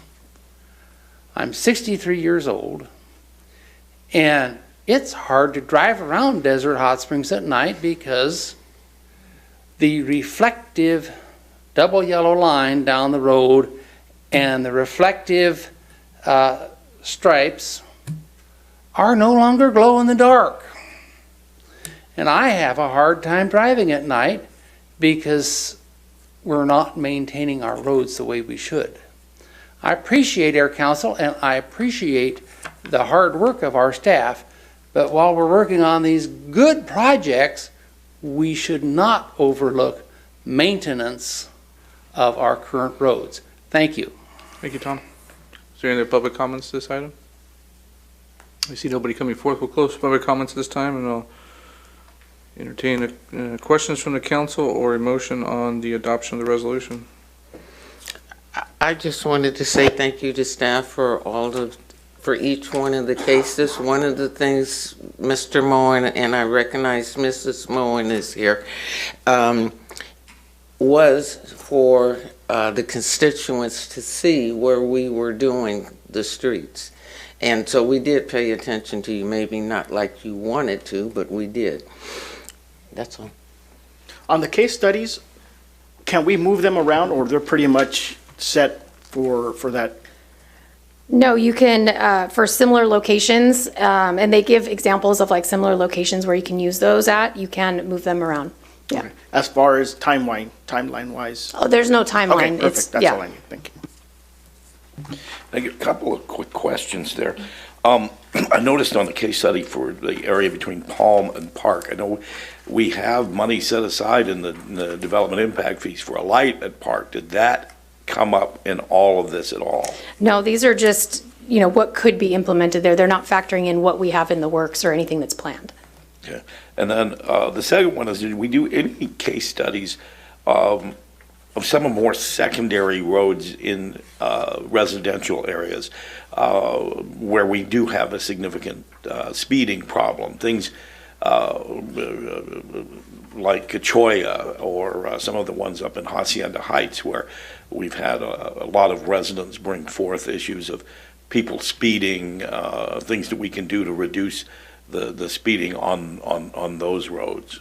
So these studies were based upon collision data and fatalities and stuff like that. So if there isn't that data at those locations, it wouldn't have been included. It was based on priority in that sense. Okay, thank you. Mm-hmm. No other questions? Would anybody like to make a motion? I make a motion that we approve the local roadway safety plan. Is there a second? Second. Wait for it to come up on the screen there. It's been moved, or there it goes. Now seconded. Please vote. Motion passes unanimously. Move to item number 4, which is a resolution authorizing the execution of the application and the agreement for Social Security coverage for employees of the City of Desert Hot Springs. Mr. Buckheim? All right, thank you, Mr. Mayor and council members. The city staff has been working with CalPERS and Social Security Administration to amend its Section 218 agreement to include those services that were previously excluded in the original agreement. On July 5th, 2022, the City Council adopted a resolution to start the process of amending this agreement. This current step is to authorize the execution of the amended application and agreement, which will then be submitted to Social Security Administration via CalPERS. This is just a housekeeping item, and the adoption of the resolution will not have any fiscal impact or affect city employees or elected and appointed officials. Thank you for the report. Is there anybody in the audience that would like to speak to this item in public comments? See nobody coming forth. We'll close public comments. Do I have any questions, comments, or a motion? So Jeffrey, are you saying that we will have Social Security?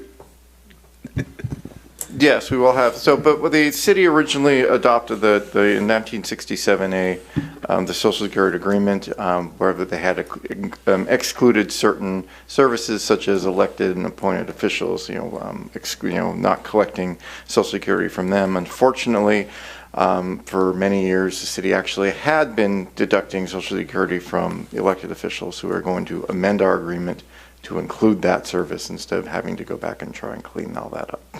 Well, that was a 61-year-old guy, Mr. Moe, and I believe that I might actually get some Social Security out of this.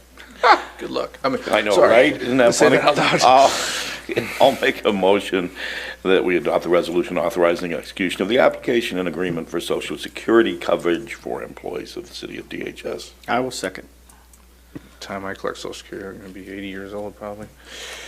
With that said, please vote. Thanks a lot, Mr. Mayor. Thanks.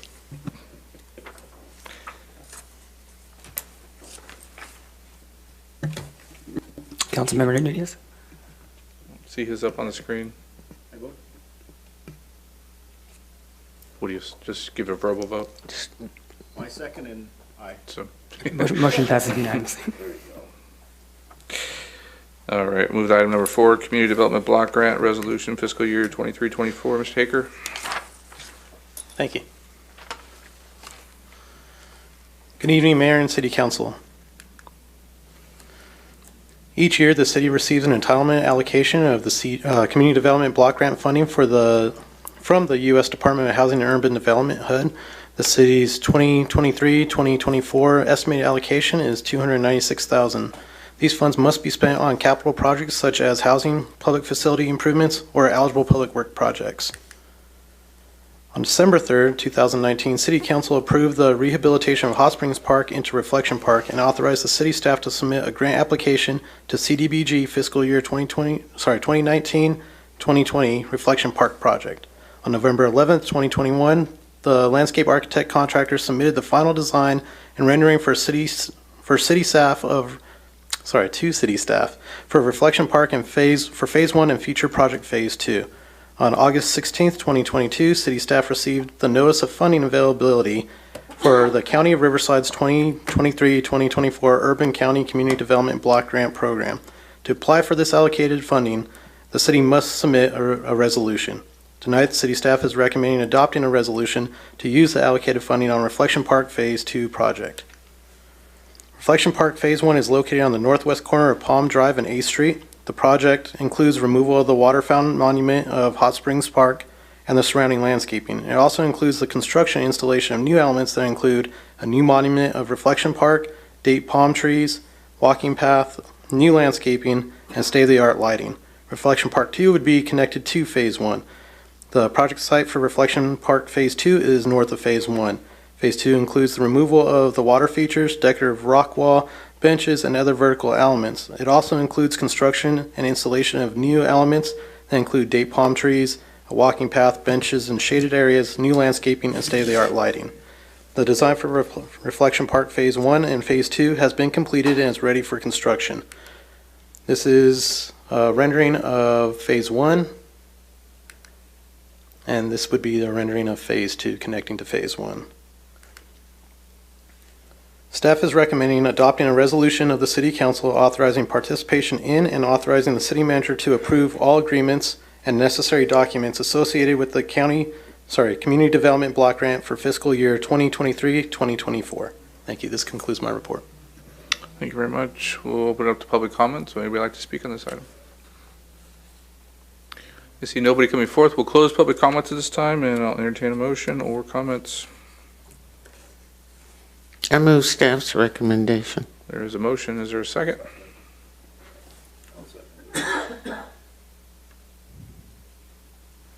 Any other comments? Please vote.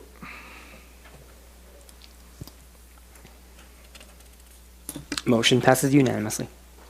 Last item on the administrative calendar is we're going to represent the city as the successor agency now, and recognized obligation payment schedule, also known as ROPS 2324, for the period of July 1, 2023 through June 30, 2024.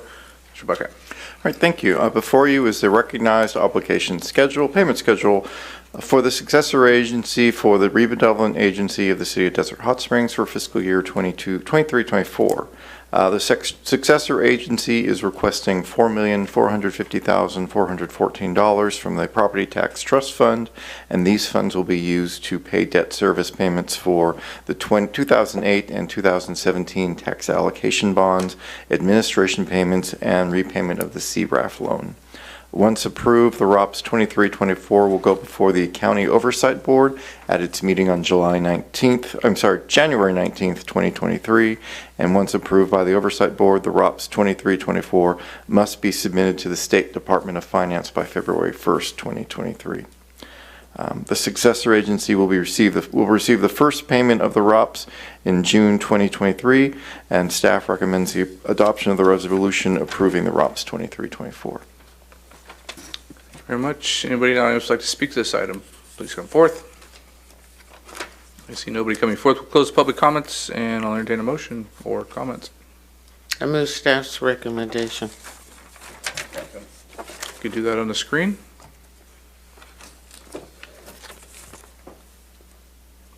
No other comments, please vote. Motion passes unanimously. Thank you very much. Move to the consent calendar. I had no items pulled from the consent calendar. We'll move to the final public comments. If there's nobody that was able to speak at the beginning of the meeting in public comments, may do so now on items not on the agenda. See nobody coming forward. Before we close the meeting and adjourn the meeting, I failed to say this in my public comments, and I feel terrible now, but I wanted to recognize a community leader that has passed away recently. Mr. Ron Gilbert was a staple here in our community. You probably don't know him because he was as quiet as could be. He sat in this audience and was probably one of the best journalists you'd ever find, and did not work for anybody, just liked to write his own blog. If you look up his blog, Ron's Log, it basically was just a detailed minutes of every meeting that he attended. I guess my meetings got boring when I became mayor because he stopped coming. He said he still liked me, but he was very infatuated with the water district and their governing over there. He unfortunately lived alone, and he passed away at home, most likely of natural causes, it seems to be, but one of our longtime friends here in this community found him. I'd like to take a moment of silence for his dedication to our community, and then we'll adjourn the meeting.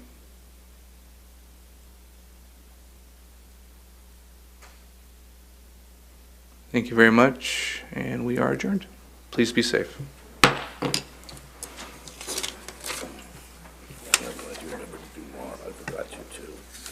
Yeah.